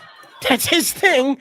Are we not certain that this GameStop is located in Florida? Because this seems like something a Florida. Yeah, this is like a heavily Florida man influenced GameStop. Yes.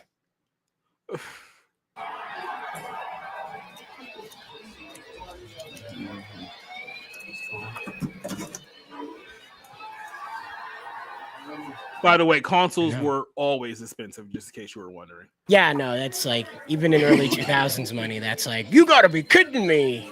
You know, when your dad doesn't want this stuff. Crazy.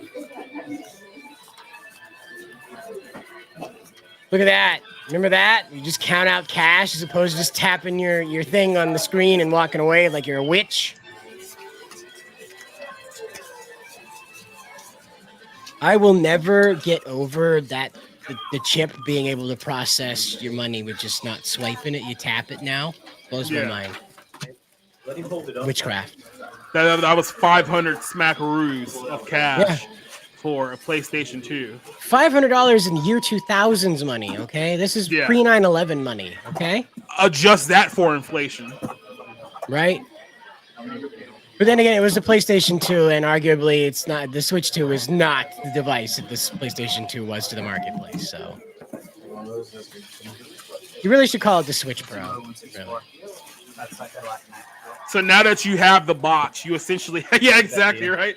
Now that you have the box, you have to, like, quite literally run for your life and try to make it to your car and drive away. It's like a Mr. Beast challenge now. Yeah. He's got, like, linebackers ready to take you out along the way, though, you know? Like that guy who joined NASCAR. Give me a controller. Look at this. There's a... Poor little cat. There's an LSD TV back there.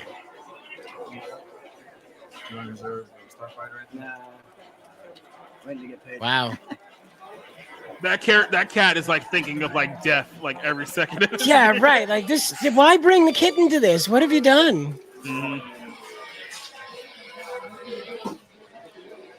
I don't remember GameStops being this full like in a while. Like they're all the stuff they got like magazines and like game systems and that's the other thing. Like I know this is kind of more of a rant of recent GameStops, but it's like their mindset is that okay, we're only going to sell the most up-to-date, game system stuff. So it's like we're not selling that PS2, PS3, PS4 stuff anymore. It's like it's only PS5. It's like, well, now you're in a position where retro gaming is bigger now than the mainstream gaming. So the stuff that you refuse to sell quite literally could have been the only thing keeping you guys alive over the course of the next several years. So that was a bad decision, whoever put that there corporate.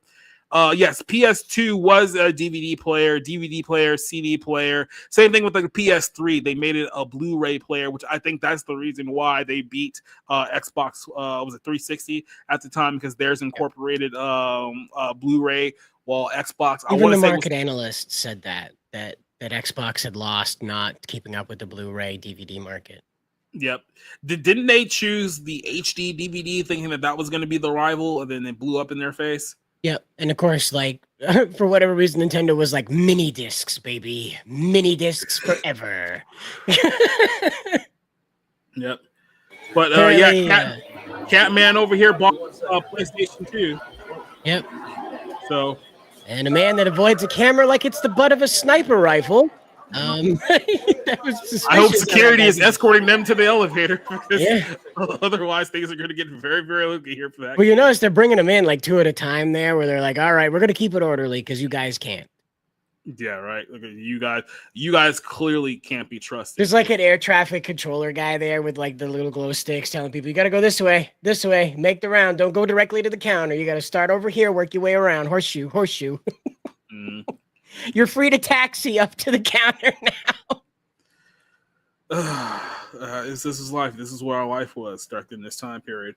I want to hit one more store here before we get out of here. I'll hit one last store that some stores you may or may not remember. Do you remember? Now you have to remember in some instance here because we just talked about this a week ago when we did the MTV Diary episode of Lindsay Lohan. Have you ever heard of Tower Records before? I heard of it, yes. Mm-hmm.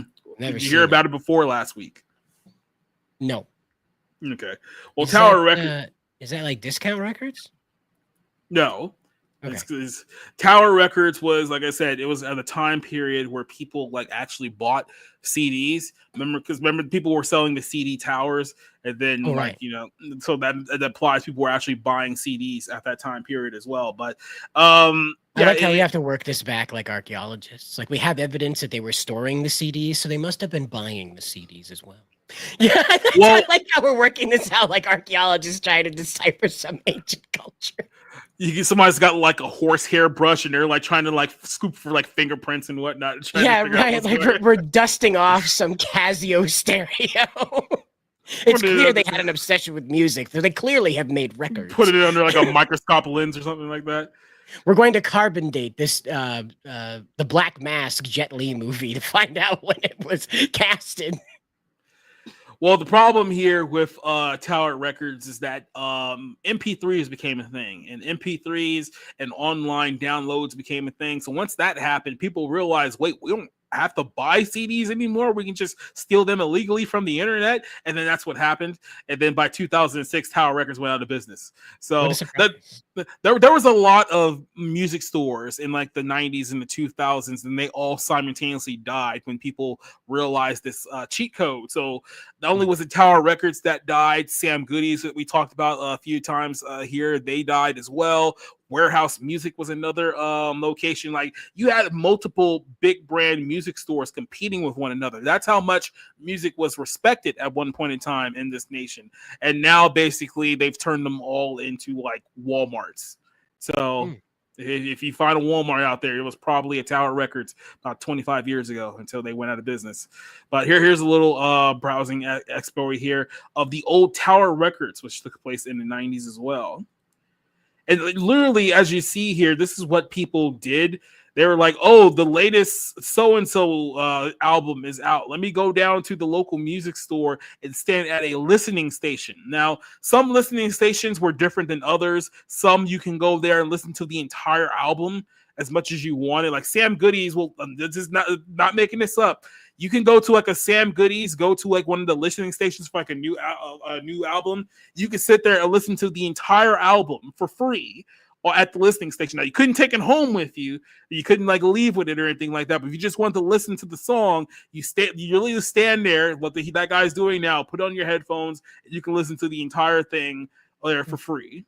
I've only ever seen this done with books. I didn't realize they'd done it with music. I thought that was cheating. No, it was big business back then a lot, because like I said, they were all trying to compete with each other at the time period. So Sam Goody's, like I used to go to the Sam Goody's in downtown San Diego all the time, and I remember going there. This is like 2001. Like there was everything from like the new Limp Bizkit song to the new like Eminem song to the new like all those big bands that were like popular back in that time period. You can listen to the whole thing during that time frame. So yeah, this guy's jamming out, rocking out, having the best time of his life. Now, I do remember Warehouse Video also had a policy too, where if you had a used CD, like something like Cider, I know this is gonna be a foreign concept to you. We used to sell used CDs like in stores back then. So basically, if you had opened it at any portion, no matter what the condition was, you could resell it to the store, and then they would basically put it back on the rack under a used price, because obviously So that's where GameStop got the idea. Yeah, for the most part. But if you have like a used CD, you can also take it to a certified listening station where you can sit there and listen to the entire album itself. And I used to do that a lot there, Warehouse Music. I would go there and have like a stack of like 7 or 8 CDs, and they had like 3 different listening sections. You could just go up there, put one CD in, put another one in, listen to the whole thing for free, as long as it was used. You couldn't do it if it was new, but the used ones they didn't give a shit about, because they already knew that they were going to have a tough time selling it anyway. So what was the colloquial term for this man? What his actions are? Because we call this bumping now. Mm-hmm. What was this man's actions verb back then? Considering this is from 1996, I think you could safely say he was jamming. Jamming. There we go. Yeah, he was jamming out. Yeah. Yep. That man's married. Oh, yeah.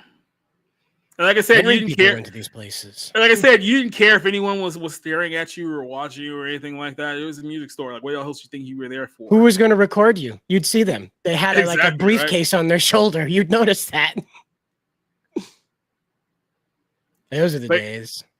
But yeah, like I said, the 80s were big for like vinyl records. Everyone was into like the vinyl records and the vinyl players. But then obviously for a lot of people, vinyl records weren't exactly feasible at that time period, because I mean it was so big and so massive and stuff like that. So the CD kind of changed the game for that aspect, because everyone went away from vinyl into CD. Because then now it's like, oh, I can have my own portable CD player. Which, by the way, if you go back and you check the prices in the 90s for like the first iteration of the CD player, they were almost more than like the PS2, and it's ridiculous because it makes no sense whatsoever. But it was, because people was like, oh, I could walk around and listen to CDs now. I just have to pay for batteries basically every 2 days, because that's how long the shelf life were. Yeah, you needed some pretty powerful batteries to keep it running. Oh, wow. That's it's on sale. Wow. Hey, they got Snoop Dogg on sale for $11.99. Parental advisory, because he says the F word and N word a lot.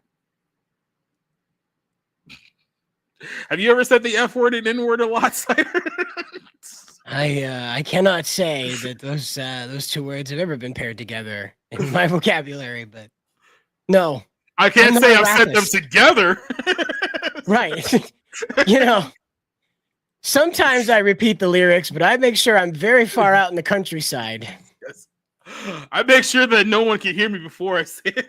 Exactly. That's yeah. Stay safe. COD chats is where everyone turned black. Yeah, I remember those days. I caught that part of the old days. No, it wasn't just, a CD plays. They also had to sell movies too, because I don't know if you know this, movies was big business in the 90s. So it's like, not only did you have like Hollywood Video and Blockbuster and all those places, but then you had other places that were selling their own video stores. Like, of course, the mom and pop video stores, like as well. Like those little, let's be honest, they were all criminal fronts. Oh, this was before the rating system. I would say it's probably a little bit afterwards, but yeah, that's obviously just wanted to clarify. It's like, hey, you might not want to watch this. There are definitely boobies in the movie. Maria Ford Mhm. and her Beatles. I know you love Jessie from Saved by the Bell, but if you watch this movie, you will see her butthole. So we have to go ahead and put this advisory up in this film. Oh, you've never seen Showgirls before? Yeah, you probably I have a reason don't. to. Yeah, if you watch Showgirls and if you basically do it this way, if you watch Saved by the Bell and you haven't seen Showgirls yet, it'll probably ruin your entire perception of Jesse Spano. So I've done neither thing, so there you go. Martin Lawrence. All right. Yep. Back before he was portraying shoes. Tower Records, ladies and gentlemen. Tower Oh. Records /video. Yep. So it had that's real neon. Wow, that was in New York then, right? New York City. Wow. Yep. Those are all real world stores that happened there, Cider. And I completely missed out on all of it. I really don't have a recollection of when the PS2 came out. My cousin had one and he played Spyro on it, and that was that. You know, I was a Nintendo kid and I was like, that's neat.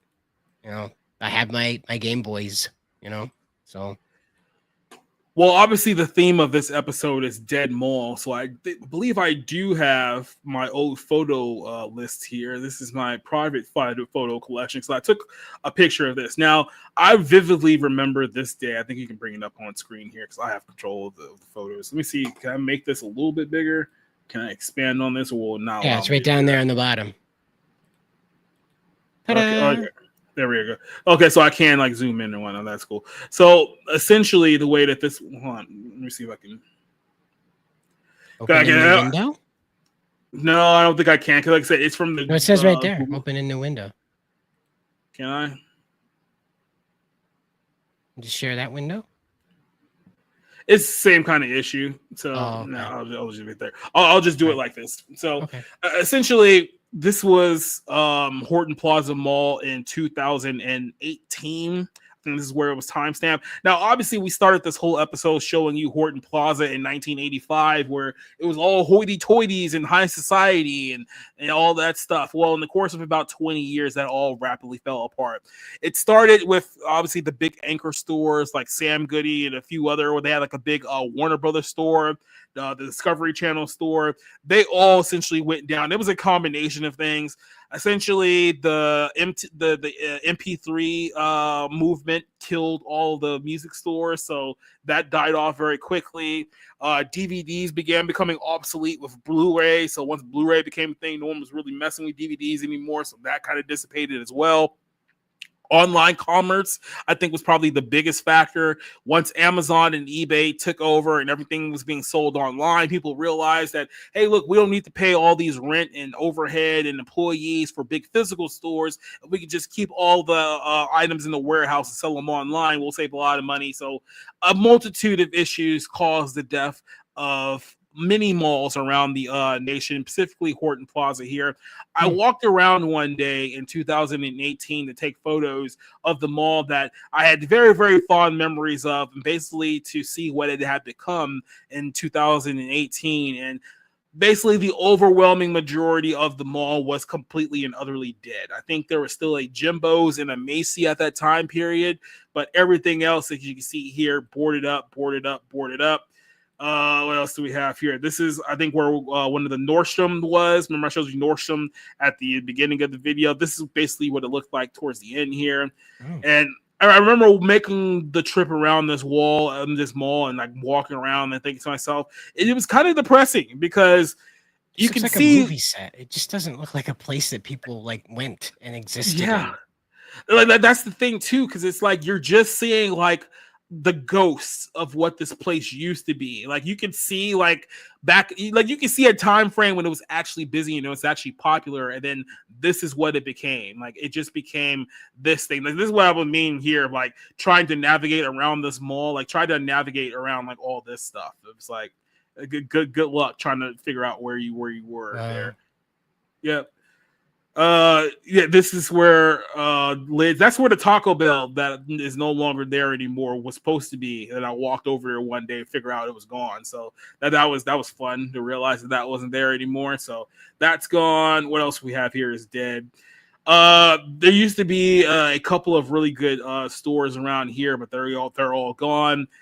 Some weirdos still play chess over here for some weird reason. I think that's still a thing.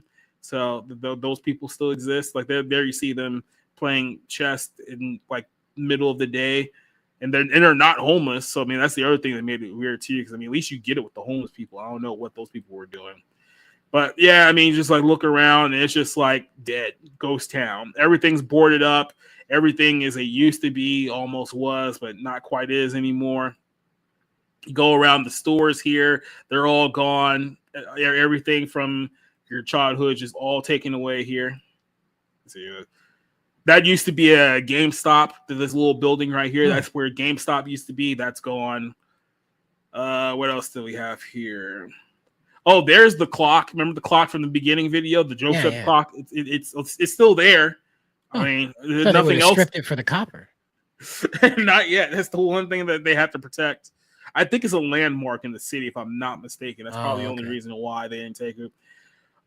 This used to be a barbershop / arcade, because I can't remember what was there when I was last there. We used to have a big arcade there, but then that was gone. People don't even go to arcades anymore. That's dead. A-Mart,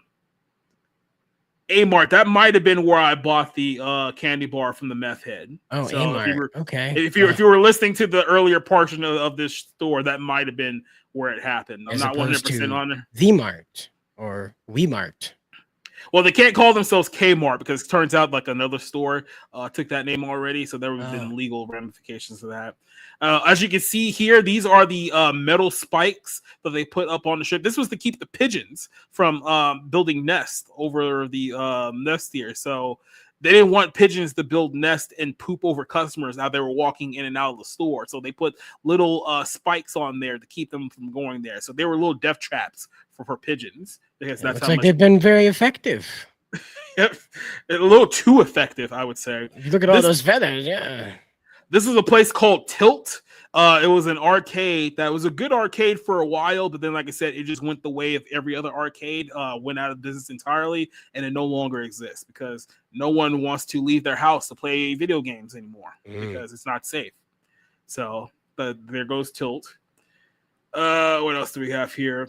So this area right here, like I said, obviously this is a few years afterwards, but this little area is where the Warner Brothers store used to be. And then you see this little seated area over here. That's where Sam Goody's used to be. So you can see kind of the stairways going down here. Well, you used to go down to get to the Sam Goody's building. It used to be a giant 3-4 building, but they tore the building down to make this seated patio area that they thought was going to be a hip and happening place. And like I said, it basically became a homeless junction almost immediately, and it still is to this very day. So there's like that place from the Warriors where the guy got all the gangs together and then he says, "Can you afford it? Can you dig it?" Yeah. Yeah, so if we ever make a movie, we got to do something like that. Like the Warriors. This was the former food court of Horton Plaza, and you can say it's in great shape, or it was in great shape at the time period. By the way, these photos that I'm showing you, even though they're 7 years old, they're still better than what it currently looks like now. I wouldn't even show you what we currently looks like now. We might be taken off of YouTube. So that's how bad it's gotten. Wow. But I mean, you just go around and it's just dead store after dead store after dead store. It's like at this point in time, a good 75% of this store was just completely unoccupied. Like that's how bad. Like it was to the point where you couldn't save it if you wanted to, because you would have to open literally 30 new stores just to save it. And at that point, it wouldn't even be worth the time period. So, wow. Yeah, whole lot of history there went down the drain. And then, of course, there was, I believe, I'm not sure if I have it here in this roll, but there was a movie theater that was still there, but they took that down too. So the movie theater is gone as well. So, yeah, like I said, there was just one day I happened to go around and take pictures of everything. This was a sweet factory. Do you know what Sweet Factory is? Nope. I've heard of Cheesecake Factory. Is it anything like that? Well, literally, Sweet Factory was just a giant candy store. Like, so they will sell you as much diabetes-related content as you can possibly imagine, and it was all there. But that was gone too, so you couldn't even do that anymore. I think that was like Claire's or something, but I think maybe that wasn't too bad. And yeah, like I said, everything was just a shell of its former self. And that's I feel what we like did. I'm some Russian, like Soviet escapee, like being shown the wonders of America and history of America. You know, like you missed out on all of this while you were busy trying to escape the Kremlin. You know, it's. So this is what mall looked like before Chernobyl. I'm sorry that Soviet Russia destroyed your mall, my friend. The fall of the wall also took your mall. It was casualty of war, comrade. You have to understand. We lost East Berlin. You lost Horton Plaza. It seems like even tonight. It'd be like, look, we take great loss too. We lost a hot dog on a stick. It was a place for community. I know nothing about Russian people and their relationship to wieners on a stick, but I am amused by the fact that there would be Russian mafia men walking around delighted with meat on a stick. So I am. This is better than nothing. There was cheese on a stick too. Wow. So that Jose jalapeno on a stick thing was pretty relevant. I just thought it would be a funny thing. You know, I didn't realize Jeff Dunham like went to a hot dog on a stick and he's like, "What if I made this talk?" Yeah, right. But well, real quick, we got a couple more ads to show you guys before we get out of here with our first episode. So, you guys remember Suncoast, right? No, you don't remember Suncoast. You don't. So that's the one shop you actually know of, Suncoast. Yeah, I bought anime from there. I didn't really see any advertisements. I never like saw a commercial for it. It was like one of those mystery stores in the mall that like was there and nobody ever like knew what it did until you went into it. I also used to buy anime at Suncoast, so yeah. Everyone on my list loves movies. That's why I go to Suncoast. They have the classics, sci-fi, action thrillers, holiday movies. At Suncoast, I got something for everyone. And one thing for myself. There are over 10,000 great movie gifts at Suncoast, like the Clint Hondo. Eastwood adventure In the Line of Fire, straight from the OK Corral. We have Tombstone and Hondo, starring John Wayne. These and hundreds whatever of that titles is. are on sale now at Suncoast. You guys remember John Wayne? Remember when John Wayne was a thing? Yeah, I remember when people would advertise with John Wayne. Yeah. See, Suncoast never advertised anything when I was growing up. Like, so it was just a store in the mall, and like, and you didn't know what it did till you went in there. It was like Spencer's. Nobody knew what Spencer's was till you walked into it, and you're like, oh, this is what Spencer's does. Okay. It's like, oh, this is degenerate. But I didn't know. I thought it was just a different version of Hot Topic, and then I got to the back, and I was like, oh no, I need to leave. See, they were playing the Transformers theme over the overspeaker, so I was in looking at the posters. Oh, that's a neat way to draw Pikachu, and I just didn't put it together that this was not for, you know. Once you realize you step into the knife circle of hell, you try to escape. There's just nothing but just like middle-aged women and teenagers around. You just go, oh no, I'm trapped. They got me. They're blocking the door. Not like this. Not a Spencer's. At least let me make it to the Sbarro. So I can die like a man. Oh God, please don't. I'll try to take a Hot Topic. Please let me come back. Hey, how you doing? I'm looking for this movie. This one movie, and this guy's like, freeze! I can't. Kick! Yeah. Then there's this one part. By the way, people absolutely used to do this at video stores back. Yeah, in the day. there wasn't Like, Google. Yeah, exactly. Like there was no internet back then. Like no one could just like pull out your phone and be like, "Oh, what actor starred in that movie back in this year?" It was like, "Oh yeah, remember that movie with like Tommy Lee Jones and he was on a boat and there was that chick from Baywatch and Steven Seagal. Remember that movie? What was the name of that movie?" And you would have to be the one to guide that person into the answer. Was that a real thing? No, that's a real movie. Have you not seen that movie before? Yeah, it's a movie called Under Siege. I'm not shitting you. That is a real film. And when did that movie? It came out in 1992. Okay. So Wow. it was. I will have to circle back to Under Siege here now that we brought it up because now we've gone deep into the rabbit hole. Let's play the commercial here for a second. Cigar. Which fire it cuts it. Bang! So, you got that movie? Red one, do I cut the blue one? Do I cut the red one? The other guy's like, cut the red one. Yeah, don't cut the red one. And he cuts it. And nothing happened. Sure, we got that one. Cool. You know that one you've been looking for? So do we. Suncoast. It's where you buy movies. This is very deceiving. Well, what about it? So deceiving, sir. This suggests that women want to talk to that guy about his movie and not just be like, it's somewhere over there. Should have been an equally as crazed out guy that's like equally as into the movies, but he has a lanyard, and that would have been much more real lifey. Yeah, right. Let me see here. They tried. They tried. They failed. Let me check just real quick. Okay, yeah, here we go. Okay, this is a real movie.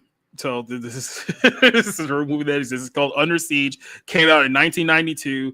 It was Tommy Lee Jones, Steven Seagal, the original Baywatch chick, like the one from like the first season. She had left the show, gotten like a massive boob job, thinking that was going to help her career. And yeah, if you're like that type of stuff, you can see them in this movie too. So there you go. Under Siege, 1992.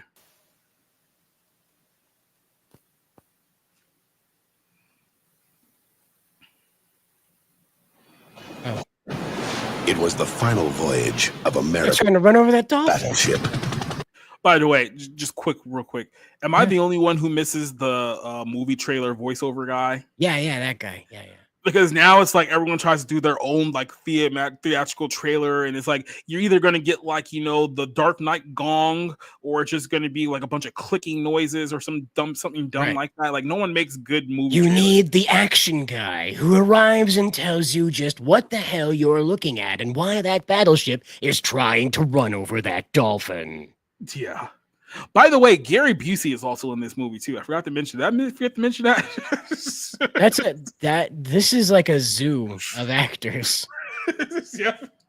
Steven Seagal, Tommy Lee Jones, Gary Busey, and the girl from Baywatch with the big boobs are all in this movie. Many people lost a bet. Let's see what happens. What's on this helicopter? This little sweetheart, Miss July 89. God, I love this business. I love you. The party was wild. Love you to death. They really knocked him dead. Imagine this arsenal of tactical nuclear weapons falling into the wrong hands. Like Tommy Lee Jones's hands. Never did. 4 minutes ahead of schedule. Damn, I'm good. No one expects Tommy Lee Jones to take your Terrorists nukes. have taken over. Wake up the president. But there's just one thing they didn't count on. The cook. The cook, of course. That's where the porno came from. Special forces guy or Now something. I get it. I'll just point this out here. His name and go ahead. There's a meme. I don't think I could show you because it's from a porno. There's a woman who's been taken hostage. There's a man who is naked and he is about to shoot her, and she is, of course, likewise unclothed and about to be shot. A man comes in and does the most weak judo chop. That's what it is. It's a judo chop. And he just judo chops him in the back of the head and he dies. And she says, "Thank you so much. Who are you?" And he looks into the camera and he says, "I'm the chef." And then so that's where that came from. I finally have connected this now. You want to know what his name was in the film, Steven Seagal, his character's name? His name was Casey Ryback.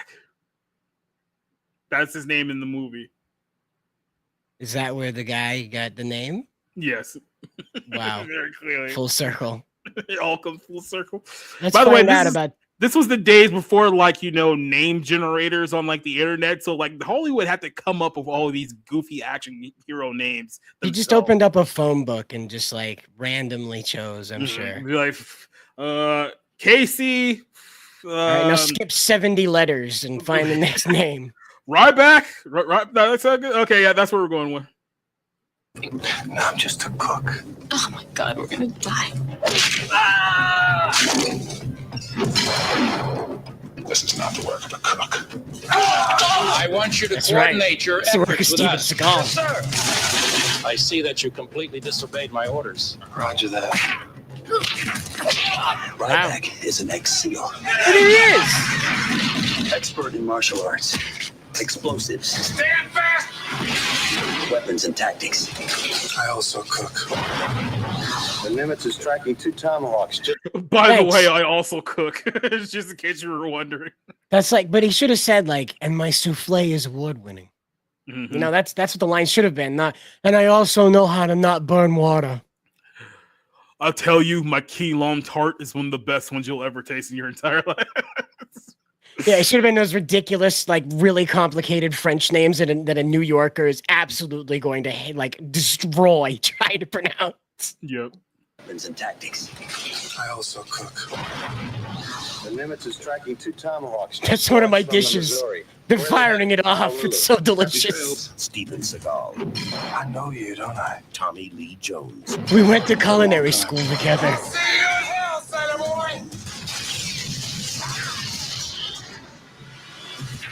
Under Siege.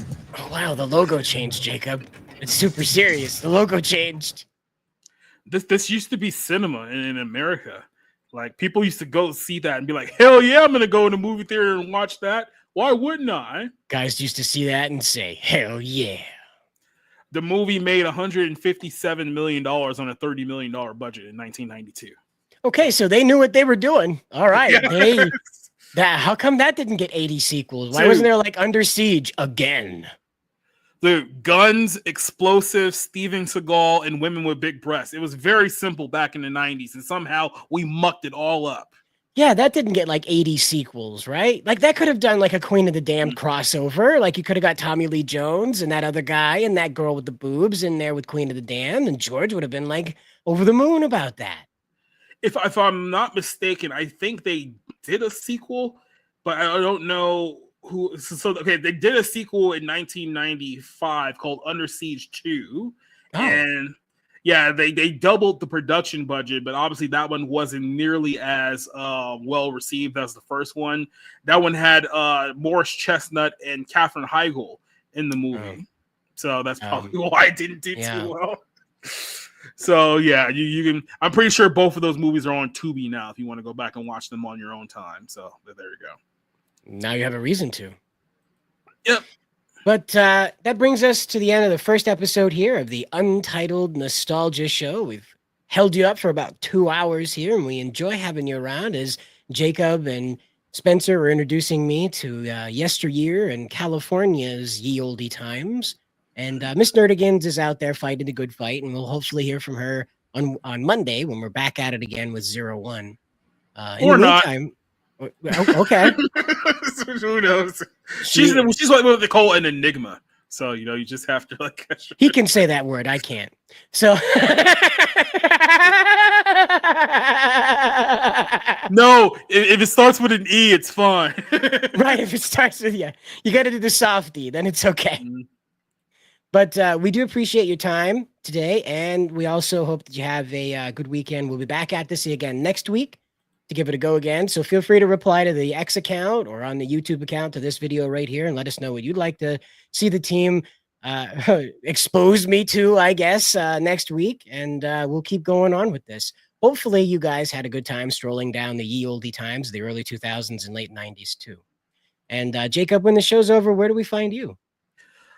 Find me at Society Reviews. Every Tuesday night we do the Barroom podcast together. Every Sunday night we do the Bible Lens. Tomorrow we'll talk about Trump's I guess a newfound romance with the Islamic world and whether that's going to lead to total destruction. Then on Tuesday we got a whole new list of topics to talk about on the Barroom show. Go back and check out last week's episode. And then I am getting back to movie reviews, so there should be fresh new movie reviews coming out this Monday. I just got to get them all edited and ready to go, so we're getting back to that as well. All right, then. And until Monday, we'll see you then. It'll also be at 6:30 on Monday, right? 6:30 on Monday, so we'll see you then. We shall return to space. The sky is not the limit. It is our destiny. For as the stars hang in the cosmos for eternity, so too shall our names and our legacies. I ask you to believe that mankind's finest hour is not behind us, but instead far beyond our wildest dreams.